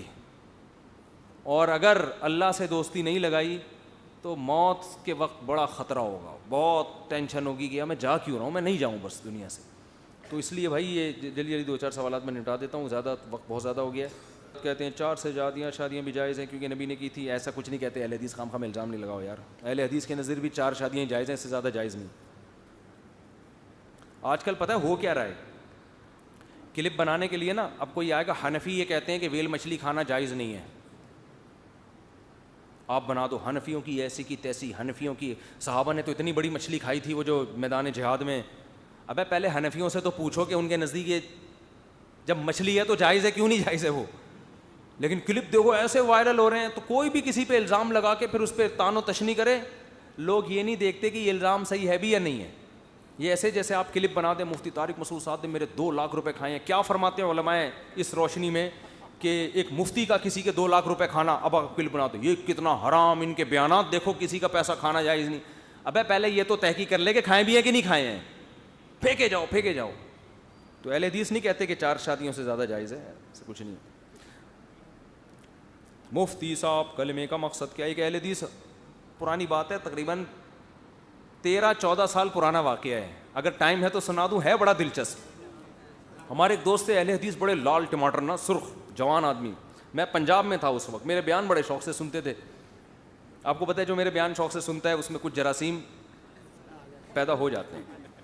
تو وہ آئے ایک دن مجھے کہنے لگے کہ مفتی صاحب یار دوسری شادی خواتین سے بہت معذرت, جو بیٹھی ہوئی ہیں اس بیان سن رہی ہیں, مجھے کہنے لگے مفتی صاحب یار میں بزنس کرتا ہوں, دکان ہے میری, لڑکیاں بہت آتی ہیں خریداری کے لیے, بہت ٹینشن میں ہوں میں, نظر کی حفاظت بہت مشکل ہے. یہ واقعہ میں نے اپنی کتاب میں بھی لکھا تھا, پتہ نہیں چھپا ہے کہ نہیں چھپا. تو کچھ واقعات وہ تصحیح میں جو ہے نا حذف بھی ہوئے ہیں. تو میں نے ان سے کہا اچھا, وہ میرے سامنے بیٹھ کے ہر وقت قرآن حدیث ایسے کرتے رہتے, بے تکلف تھے. کہنے لگے یار میں کیا کروں. میں نے کہا اپنی طرف سے بتاؤں یہ قرآن حدیث کی روشنی میں بتاؤں؟ کہہ رہے قرآن حدیث کی روشنی میں بتائیں. میں نے کہا اچھا, قرآن حدیث کی روشنی میں یہ ہے کہ نبی صلی اللہ علیہ وسلم نے فرمایا, بخاری مسلم کی حدیث ہے, من استطاع منکم الباءۃ فلیتزوج, جو نکاح کی طاقت رکھتا ہے نکاح کر لے. فإنہ اغض للبصر, نکاح میں نگاہ کو جھکانے کی جتنی طاقت ہے کسی اور چیز میں نہیں. اغض کمپیریٹیو ڈگری ہے, اغض من کل شیء, سب سے زیادہ نگاہ کو جھکانے کی طاقت کس میں ہے؟ شادی میں. اور شرمگاہ کو حرام کاری سے محفوظ رکھنے کی سب سے زیادہ طاقت کس عمل میں ہے؟ نکاح میں. میں نے کہا دیکھو بزرگوں کے بیانات سننے سے بھی انسان کی نظریں جھکتی ہیں اور برائی سے بچتا ہے, تبلیغ میں 4 مہینے لگانے سے بھی یہ فائدہ ہوتا ہے, درس قرآن سننے سے بھی یہ فائدہ ہوتا ہے, تہجد پڑھنے سے بھی ہوتا ہے. لیکن حدیث کہہ رہی ہے سب سے زیادہ فائدہ نکاح کرنے سے ہوگا. نہیں آ رہی بات بھائی, کمپیئر کیا جا رہا ہے نا بھائی. آپ بد نظری کے خلاف بیانات سنیں, اس سے بھی فائدہ ہوتا ہے. کسی شیخ و مرشد جو واقعی متبع سنت اس سے بیعت ہو جائیں, اس سے بھی فائدہ ہوتا ہے. کیا خیال ہے؟ تہجد پڑھنے سے بھی ہوتا ہے, جہنم کا سوچنے سے بھی ہوتا ہے, بہت چیزوں سے ہوتا ہے. لیکن حدیث کے میں کیا ہے؟ سب سے زیادہ نگاہ کو جھکانے کی طاقت کس میں ہے؟ نکاح میں. اور میں نے کہا اس کی ایک عقلی لاجک بھی ہے بھئی, بھوک کا سب سے بہتر علاج ہے روٹی کھا لو. کیا خیال ہے؟ اب آپ بھوک لگ رہی ہے اور آپ بیانات سن رہے ہو کہ روٹی نہیں کھانے کا اتنا ثواب ہے, کب تک سنے گا بھائی آدمی. تو میں نے کہا اب آپ ماشاءاللہ ہو بھی لال ٹماٹر جیسے, وہ بڑے سرخ سفید تھے, تو اب آپ ایک اور کر لو, تو اس سے کیا ہوگا؟ نگاہ جھک جائے گی. میں نے کہا پھر بھی نہ جھکے, ایک اور کر لو, پھر 4 کرو. پھر میں نے کہا اپنی والیوں کو دیکھنا بھی مشکل ہو جائے گا پھر. وہاں سے بھی نظریں چراتے پھرو گے یار, بس بہت. اتنا بھی کوئی نہیں تپڑ ہوتا کہ اگر پھر بھی نہیں نگاہ جھکی جس مطلب یہ ٹھڑک ہے. حقیقت بتا رہا ہوں, جس کا 4 پراٹھے کھا کے بھی پیٹ نہ بھرے تو اس کا مطلب اس کو کوئی پیٹ میں کوئی مسائل ہیں اس کے ساتھ.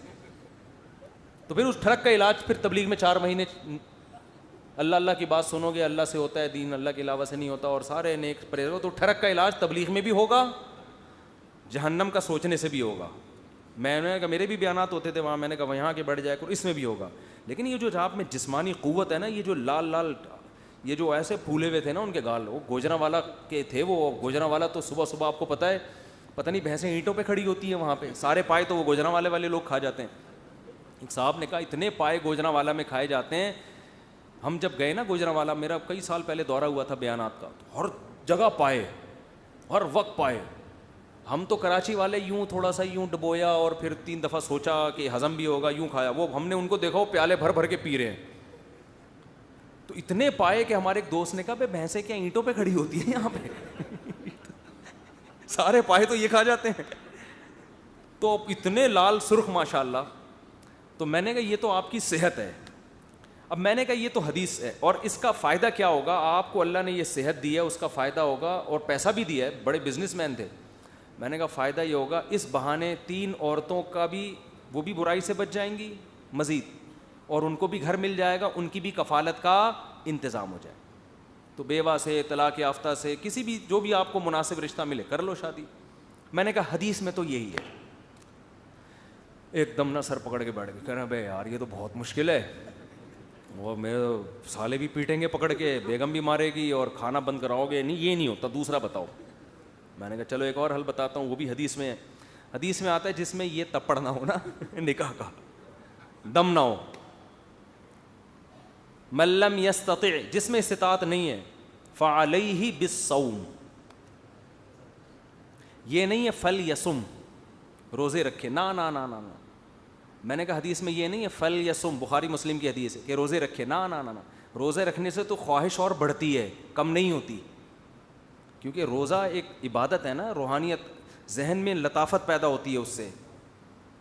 تو اس سے تو حدیث میں آتا ہے علیہ, علی ضرر کے لیے آتا ہے, کثرت سے اتنے روزے رکھے کہ صحت کو نقصان ہونا شروع ہو جائے. میں نے کہا جو پائے ہیں نا, اور پراٹھے, اور یہ پائے, اور کھجی کے پائے, اور سجی کے, پتہ نہیں کون کون سے پائے ہوگی کس میں وہاں پہ, کھجی پھجی پتہ نہیں کیا کیا, بٹیر چل رہے ہیں, چڑے چل رہے ہیں. میں نے کہا یہ زور ٹوٹے گا, اتنی کثرت سے روزے رکھو کہ یہ پائے نکل جائیں آپ کے سارے, آپ کے اپنے پایوں میں دم. یہ تو میں آپ سے کہہ رہا ہوں, اتنی ڈیٹیل میں ان سے نہیں کہا تھا. میں نے کہا آپ کے اپنے پائے کسی کے کھانے کے قابل نہ رہیں, اتنی کثرت سے روزے رکھو لگاتار. میں نے کہا 40 روزوں کی نیت کر لو, کل سے 40 روزے. اور میں نے کہا روزے کا کوئی اور آلٹرنیٹ نہیں ہے. بعض لوگ ڈاکٹر کہتے ہیں کچھ دوائیں کھانے سے خواہش کم ہو جاتی ہے, کچھ حکیم, کچھ ہومیوپیتھک. بھائی دیکھو, برائی سے بچنے کے لیے 2 چیزیں ضروری ہیں, جسمانی طاقت کمزور ہو, روحانی طاقت مضبوط ہو. دواؤں سے جسمانی کم تو ہو جاتی ہے, روحانی نہیں بڑھتی. کثرت سے روزوں کا یہ فائدہ ہوگا کہ جسمانی طاقت کمزور ہوگی, روحانی طاقت بڑھے گی. اور عبادت بھی تو ہو رہی ہے نا ساتھ ساتھ, جو گناہ سے روک رہی ہے آپ کو. اس لیے روزے کا کوئی آلٹرنیٹ نہیں ہے. کہنے لگا اچھا 40 روزے رکھوں گا پھر کیا ہوگا. آگے بات ہے دلچسپ, قرآن حدیث کی روشنی میں. ان کو میں بار بار چھیڑ بھی رہا تھا. کہتے ہیں پھر کیا ہوگا. میں نے کہا پھر جب 40 روزے رکھنے کے بعد آپ نتھر جاؤ گے, آپ تھوڑے کم ہو جاؤ گے. لوگ کہیں گے آپ پورے کہاں ہیں, باقی کہاں ہیں آپ. یعنی جب آپ کسی سے ملنے جاؤ گے نا تو لوگ کہیں گے آپ تھوڑے سے آئے ہیں, باقی کہاں رہ گئے آپ. یہ حالت جب آپ کی ہو جائے گی, میں نے کہا پھر آپ دوبارہ کھانا پینا شروع کرو گے. اصول یہ ہے کہ جب انسان کا کولیسٹرول بالکل ختم ہو جائے, اضافی فیٹ بالکل ختم ہو جائے, اور روزے رکھ کے آدھا ہو جائے, پھر جب کھانا شروع کرتا ہے نا, پہلے سے بھی زیادہ مٹھنڈا ہو جاتا ہے وہ. کیونکہ روزے سے نتیجے کے لحاظ سے صحت بنتی ہے, خراب نہیں ہوتی. روزے سے وقتی طور پر تو آپ کمزور ہوگے, لیکن حقیقت میں پہلے سے زیادہ صحت مند ہو جاؤ گے. کہنے پھر یہ کوئی حل تو نہ ہوا. میں نے کہا واقعی یہ حل نہیں ہے. حدیث میں یہ حل ان لوگوں کے لیے ہے جو رشتہ تلاش کر رہے ہوں, جب تک نہ ملے تو کثرت سے روزے رکھیں, جیسے ہی رشتے کا انتظام ہو جائے روزے رکھنا چھوڑ دیں. ان کے لیے یہ حل نہیں ہے جن کا قیامت تک نکاح کا پروگرام ہی نہ ہو, تو مرتے ہوئے روزے رکھ کے مر جائے گا وہ. تو کہیں گے پھر کیا حل ہے؟ میں نے کہا قرآن حدیث کی روشنی میں اس کے علاوہ میرے پاس کوئی حل نہیں ہے. کہہ رہے ہیں یہ نہیں ہو سکتا بھائی مجھ سے. میں نے کہا پھر بس نظر کی حفاظت کرو بھائی, برائی حلال نہیں ہوگی. میں نے کہا جاؤ تبلیغ میں 4 مہینے لگاؤ, تو اس کا فائدہ ہوتا ہے کہ وہاں تو ان کی بد نظری کا موقع ہی نہیں ملتا, تو تھوڑی سی عادت پڑ جائے گی. قرآن حدیث میں یہی ہے. اچھا بھائی بس بہت ہو گیا یار. گزارش یہ ہے کہ میں کئی کیا کہہ رہے ہیں, میں فالو کروں پچھلی آپ اپنے چھوٹے بھائی کے لیے ایک رشتہ درکار ہے. اگر آپ کے علم میں کوئی خوبصورت اور خوبصورت رشتہ ہو ہے نہیں, آپ نہیں ہیں بھائی, میں رشتے نہیں کراتا اللہ کے بندو, میرے پاس کدھر ٹائم ہے رشتے کرانے کا. اتنے لوگ ہیں, یہ تو سنبھالنا ممکن نہیں ہے.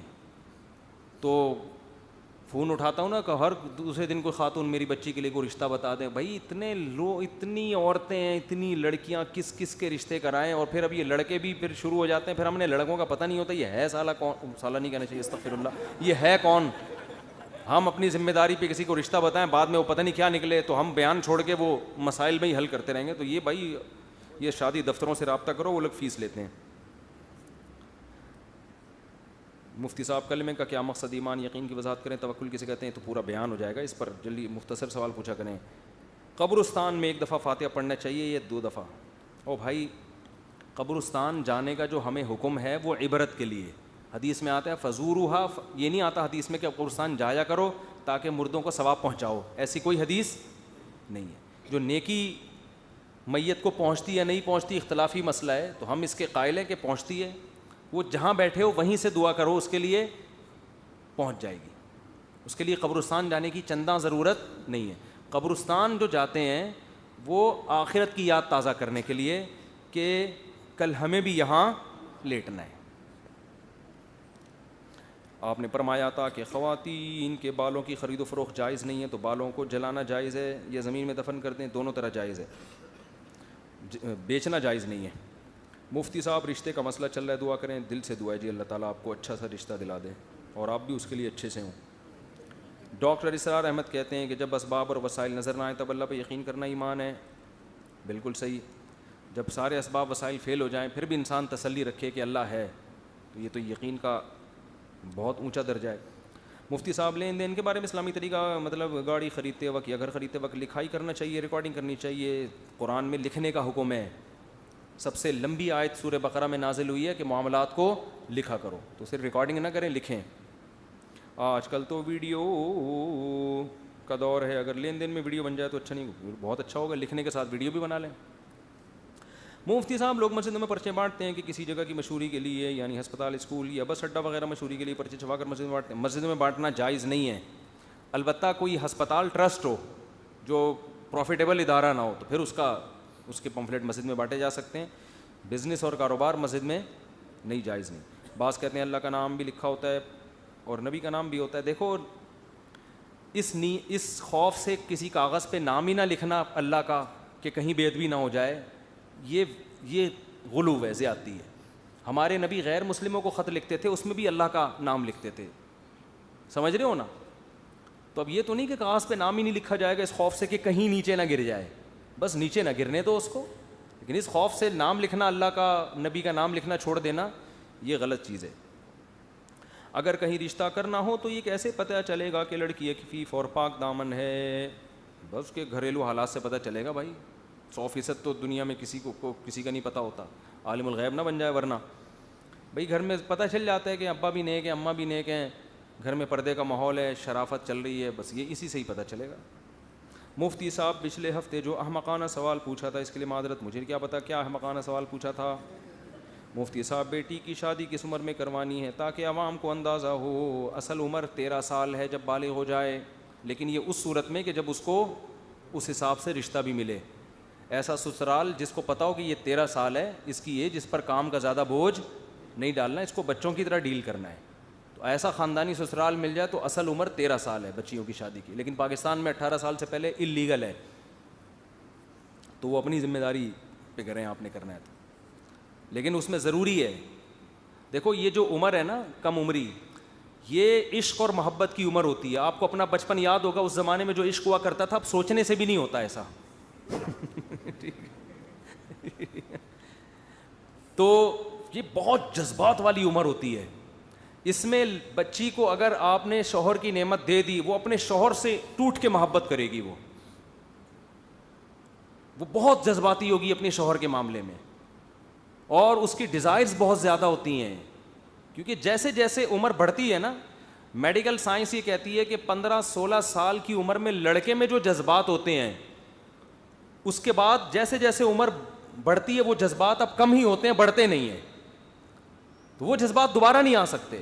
تو اس عمر میں لڑکے کی شادی ہوگی, بیوی سے عاشق بن کے محبت کرے گا وہ. لڑکی کی شادی ہوگی, شوہر سے عاشق بن کے محبت کرے گی. جیسے جیسے عمر بڑھ رہی ہے تو نظریاتی شادی ہوگی پھر, کہ اسلام چونکہ یہ کہتا ہے کہ اب 55 سال میں شادی کر لینا اسلام کا حکم ہے, اس لیے کر رہا ہوں. پھر بیگم کے پاس جائے گا, بولے کہ کل میری آپ سے شادی ہوئی تھی, اس سلسلے میں آپ کے پاس حاضر ہوا ہوں. سمجھ رہے ہو, نظریاتی ہوگی پھر وہ, باقی آپ خود سمجھدار ہیں. تو جذبات, نکاح میں جذبات چاہیے. وہ جذبات جب ہی ہوتے ہیں جب عمر, بولو, شادی 50 سال میں بھی کامیاب ہوتی ہے, میں یہ نہیں کہہ رہا ہوں, وہ جذبات نہیں بنتے, اور جب جذبات نہیں ہوتے پھر حقوق بھی ادا نہیں ہوتے. حقیقت جب بیوی سے جذباتی محبت ہوگی نا, پھر کڑوی کسیلی بھی برداشت کرے گا. دیکھو بہت سے لوگ جورو کے غلام ہوتے ہیں, وہ کہتے ہیں یار یہ جو بیوی بولتی ہے کر رہے ہوتے ہیں, وہ بیوی کو ناراضی برداشت نہیں کر پاتے. ان کو پتہ ہے یار 2 دن ہمارے اس کے بغیر گزریں گے نہیں. اب کیا ہے, 6 مہینے سے بیگم ناراض ہیں, یہ بھی 6 مہینے سے ناراض ہو جاتے ہیں. جواب میں ایسے رپورٹیں آ رہی ہیں, بیگم صاحبہ ناراض تھیں تو یہ بھی ناراض ہو گئے. یہ بہانہ تلاش کر رہے تھے کہ مجھے بھی ناراض ہونے کا کوئی بہانہ ملے. تو جذبات جب ختم تو محبتیں بھی ختم. تو یہ عمر ہے جذباتی, اس میں لڑکی برائی سے بچ جاتی ہے. اس کو جب میاں مل گیا وہ ٹوٹ کے محبت کرے گی, اس کے دل میں کوئی اور نہیں آئے. اور جب زیادہ عمر میں کسی خاتون سے بدگمان نہیں کر رہا آپ کو, لیکن بعض جگہ ایسے ہوتا ہے کہ اتنے بوائے فرینڈ ہو چکے ہوتے ہیں کہ پھر وہ کمپیئر ہی کر رہی ہوتی ہے کہ یار یہ اس کی تو ٹرینڈ تھی, لیکن بات چیز کا اسٹائل اچھا تھا, اس کے سر پہ بال بڑے خوبصورت ہیں, لیکن اسٹائل وہ گنجے والا. وہ کمپیئر کر رہی ہوتی ہیں کہ اس کی یہ خوبی تھی, اس کی یہ خوبی, پھر اس میں یہ خامی تھی, اس میں یہ خامی. وہ ٹوٹ کے محبت والا عنصر ختم. پھر آپ نے ذرا سی آنکھیں دکھائیں, وہ کہتے ہیں چھوڑو میں جا رہی ہوں, مجھے وہ پرانا والا وہ بھی تک موبائل پہ رابطے میں. عام طور پر ہمارے معاشرے میں ایسا ہوتا نہیں ہے, لیکن ایسی رپورٹیں آنا بہرحال شروع ہو گئیں. وہ جو میمز بھی بنی تھی اس لطیفے میں نا, تمہیں میری کائنات ہو تم میری راحت ہو. ابے بھائی ایک آدمی نے اپنی بیوی سے کہا شادی کی پہلی رات, وہ تو بیچارہ یہ کہہ رہا ہے کہ آج سے تم میری کائنات, یعنی سب کچھ تم ہی ہو. اب کائنات لڑکیوں کے نام بھی ہوتے ہیں. کہہ رہے بیوی سے آج سے تم ہی میری کائنات, تم ہی میری راحت, تم ہی میری چاہت, تم ہی میری مسرت, تم ہی میری فرحت. وہ سمجھی گرل فرینڈس کے نام لے رہا ہے یہ. اس نے کہا جب یہ کھل گیا تو ہم بھی اوپن ہو جائیں. اس نے کہا ٹھیک ہے, اگر میں ہی چاہت, میں ہی راحت, میں ہی کائنات, میں ہی فرحت, میں ہی مسرت, وسیم بھی تم, ستار بھی تم, غفار بھی تم, کلیم بھی تم. آج سے وسیم بھی, ستار بھی تم, غفار بھی تم. یہ حیران یہ ہو کیا رہا ہے, یہ تو ہوگا, یہ تو جلدی جلدی شادیاں کر لیا کرو تاکہ یہ نہ ہو.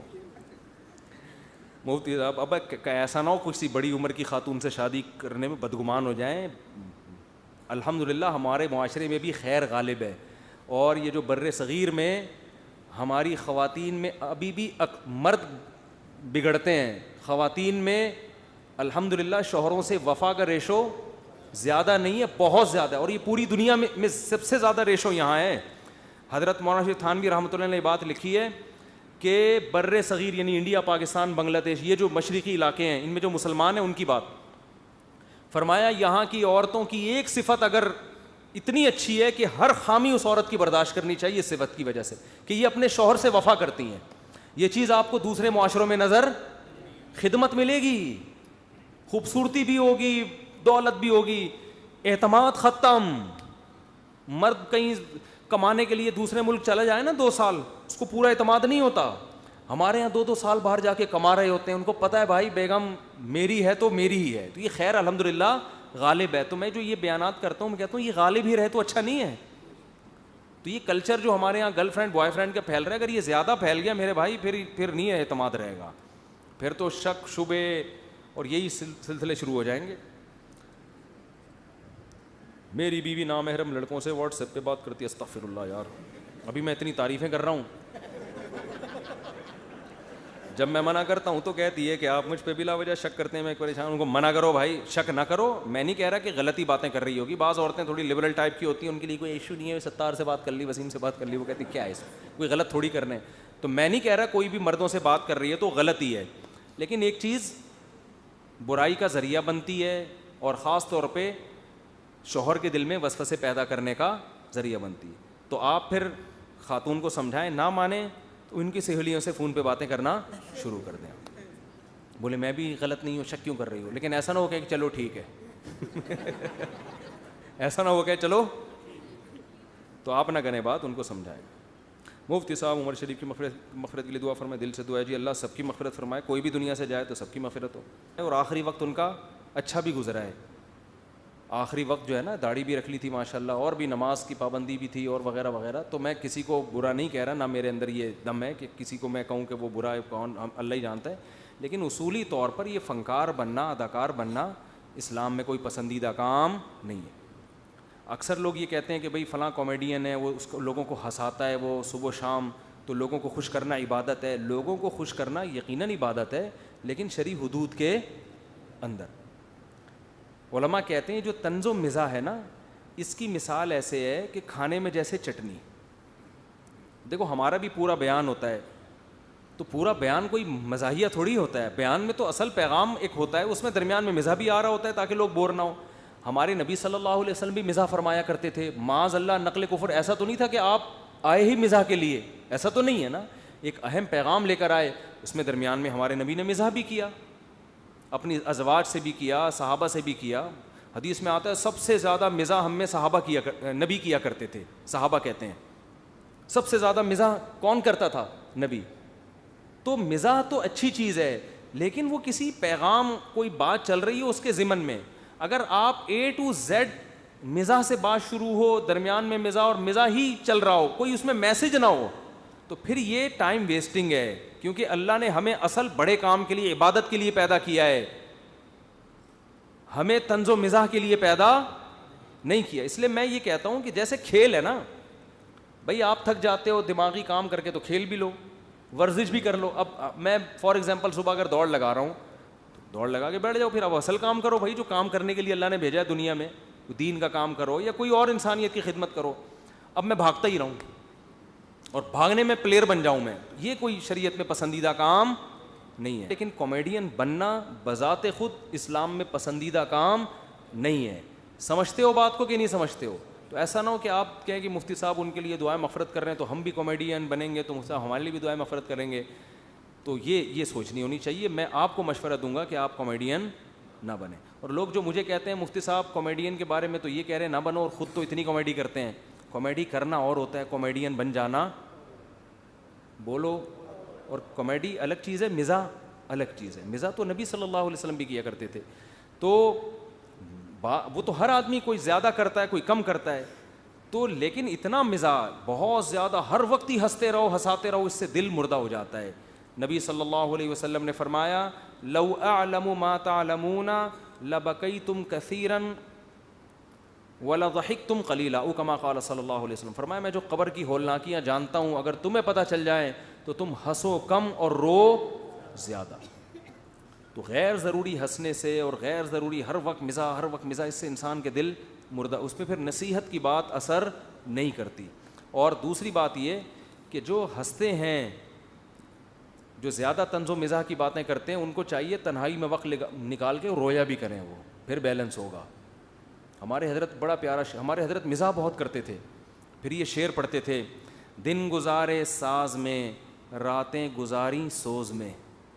دن تو ساز کہتے ہیں باجوں کو, یعنی باجے سے ان کی مراد ہے کہ ایک خوشیوں میں لوگ دیکھ کے سمجھتے ہیں بھائی ماشاء اللہ, لیکن راتیں سوز و گداز میں, رونے میں. آگے فرماتے تھے عمر بھر ہم دن میں بلبل شب میں پروانہ رہے. دن میں تو بلبل کی طرح چہکتے رہے اور راتوں کو جیسے پروانہ آگ میں جلتا ہے ایسے جلتے رہے. دن گزارے ساز میں راتیں گزاری سوز میں, عمر بھر ہم دن میں بلبل شب میں پروانہ رہے. تو یہ اہل اللہ کی حالت ہوتی ہے کہ اگر وہ ہنستے ہیں تو پھر تنہائیوں میں, اللہ ہمیں یہ بھی صفت نصیب فرمائے, تنہائیوں میں روتے بھی ہیں. تو ہنستے رہنا ہنساتے رہنا 24 گھنٹے یہی کام, یہ شریعت میں بہرحال اچھا کام نہیں ہے. مفتی صاحب ایسی نعت جو گانے پہ طرز پر اس میں ڈھول میں جانا ہو, نہیں بھائی گانوں کی طرز پہ نعتیں ٹھیک نہیں ہے. مفتی صاحب اسلام میں صغرا کبریٰ کا کیا تصور ہے, کیا مطلب صغرا کبریٰ؟ مفتی صاحب آپ نے ہندو مسلمان بھائی چارگی کی اچھی مثال دکھائی قلات میں, شکریہ. مفتی صاحب کیا گھر میں پالنے والے مرغ, مجھے اگر پتا ہوتا یہ کلپ اتنا ہٹ ہوگا تو میں اس سے ڈبل اچھی مثال قائم کرتا. میں تو ایسے ہی گیا قلات میں, تو میں نے کہا یار دکھاؤ یہاں اتنے امن سے رہتے ہیں, تو ہم تھوڑا ایک میسج دے دیں لوگوں کو, دیکھو مسلمان کے بارے میں کتنا غلط امیج دنیا کو دکھایا جا رہا ہے اور کتنی تمیز سے رہتے ہیں. وہ ہندو نے بھی بڑا اکرام کیا ہمارا, تو مجھے پتا ہوتا اتنا ہٹ ہو جائے گا. ہم تو کوئی اس نیت سے میں قلات گیا نہیں تھا, میں تو ویسے ہی گیا, میں نے کہا چلو یار ایک ویڈیو بنا لیتا ہوں میں تو اپلوڈ کر دیں گے. تو ایسا ہٹ ہو گیا, اس پہ اتنے اچھے ہندوؤں کے کمنٹس, اچھا ہو گیا. میں حیران ہوں کہ ہندو ہمارے بارے میں کیا سمجھتے تھے کہ ہم ایسے نہیں ہیں کیا, یعنی لوگ وہ ہندو کہہ رہے ہیں بھائی اتنے اچھے, یعنی مسلمان ایسے ہوتے ہیں, تو بھائی ایسے ہی ہوتے ہیں مسلمان. ایک ہندو نے کلپ ریکارڈ کروایا کہ مجھے تو اب پتہ چلا کہ پاکستان میں مندر بھی ہیں, ہمارا تو خیال تھا یہاں اسلامی حکومت ہے مندر تو ایک بھی نہیں ہوگا. او بھائی آپ کو غلط پٹیاں پڑھائی گئی ہیں. اسلام جب ہندوستان میں مسلمانوں کی حکومت تھی, گوروں نے لکھا ہے اس وقت ہندو سکھ عیسائی مسلم جتنی امن شانتی کے ساتھ رہے ہیں آپس میں, اتنا امن و امان کسی اور دور میں نہیں رہا. مسلمان جہاں بھی حکومت کی ہے وہاں اقلیتیں بہت مزے سے رہی ہیں, لیکن معاملہ الٹا چل رہا ہے, دوسرے ہمارے حقوق کے لیے تیار نہیں ہوتے. کیا گھر میں پالنے والے مرغیوں کو کاٹ کر کھا سکتے ہیں؟ نہیں, مرغی کے لیے مرغی کے بچے کو ہم فیڈ یا دوائی کھلا کر جلدی بڑا کر سکتے ہیں. نہیں, بڑا کر سکتے ہو بھائی, فیڈ کھلاؤ جلدی بڑا ہو جائے گا. مرغے کو کاٹ کے کھا جاؤ, کھا کیوں نہیں سکتے؟ تو کھاتے ہیں. آج جب تک فارمی مرغی ایجاد نہیں ہوئی تھی تو یہ گھروں کے مرغے ہی کاٹ کے لوگ کھا رہے تھے. رہا یہ کہ چوزے کو جلدی فیڈ کھلا کے بڑا کر دیں تو یہ میڈیکل سائنس کا مسئلہ ہے. حلال تو ہے لیکن اس سے اس کے گوشت میں کوئی تبدیلی آتی ہے نہیں آتی, اس میں بہت اختلاف ہے. فارمی مرغی کے بارے میں کوئی کچھ کہہ رہا ہے, کوئی کچھ کہہ رہا ہے. کینسر کے اسپیشلسٹ سے میں نے پوچھا کہ فارمی مرغی سے کینسر پھیل رہا ہے, انہوں نے کہا ایسا کچھ بھی نہیں ہے, یہ پاکستان میں مشہور ہیں یہ باتیں. تو میرا فارمی مرغی پر بیان تھا, میں نے ہٹوا دیا کیونکہ میں نے بہت حکیموں ڈاکٹروں سے سنا تھا اس میں یہ بیماریاں, اس میں یہ بیماریاں. ایک بہت بڑے کینسر کے اسپیشلسٹ سے جب سنا کہ اس میں کینسر نہیں ہے, میں نے سنا تھا کینسر ہے, جب ان سے میں نے کہا بھائی ہمارا کام نہیں ہے فارمی مرغی کو, ہے نہیں ہے مجھے نہیں پتا. تو غریب آدمی تو یہی کھا رہا ہے نا بیچارہ, اس کو دیسی کہاں سے کھائے گا وہ.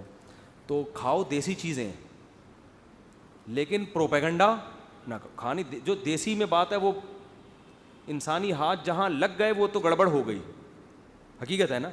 تو اصل تو یہی ہے کہ دیکھو یہ جو دیسی چوزا ہے اس کو اوپر سے بھی پھینک دو گے نا نہیں مرے گا یہ. اس کو پکڑنے کے لیے پہلے آپ کو جمناسٹک کے کھیلوں میں شرکت کرنی پڑے گی, اس کے بعد یہ چوزا پکڑنے کی صلاحیت پیدا ہوگی. فارمی مرغی کو ایک دفعہ آپ نے پھینکا دوبارہ اٹھنے کے قابل نہیں ہوگی. تو میں میڈیکل رپورٹیں نہیں پیش کر رہا, لیکن دیسی کیا ہے, دیسی ہے بھائی. دیسی چیزیں کھایا کرو. بھینس کا خالص دودھ 1 گلاس پی کے سو, صبح اٹھو گے پتہ چلے گا کچھ کھا کے پی کے سو جاتا. اور یہ ڈبے کے آپ 6 گلاس دودھ پی لو کچھ بھی نہیں ہوتا اس میں. تو دیسی چیزیں کھایا کرو. انسان کتنی بھی ترقی کر جائے نا, آدمی کی نیچر چینج نہیں ہو سکتی.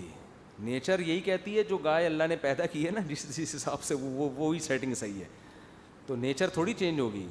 سائنس جتنی بھی ترقی کر لے آپ تو وہی ہیں جو 1000 سال پہلے تھے, وہ آپ تھوڑی چینج ہو گئے. میری بھی یہ ہو گیا بس یار, بہت ہو گیا, بہت لمبا ٹائم ہو گیا.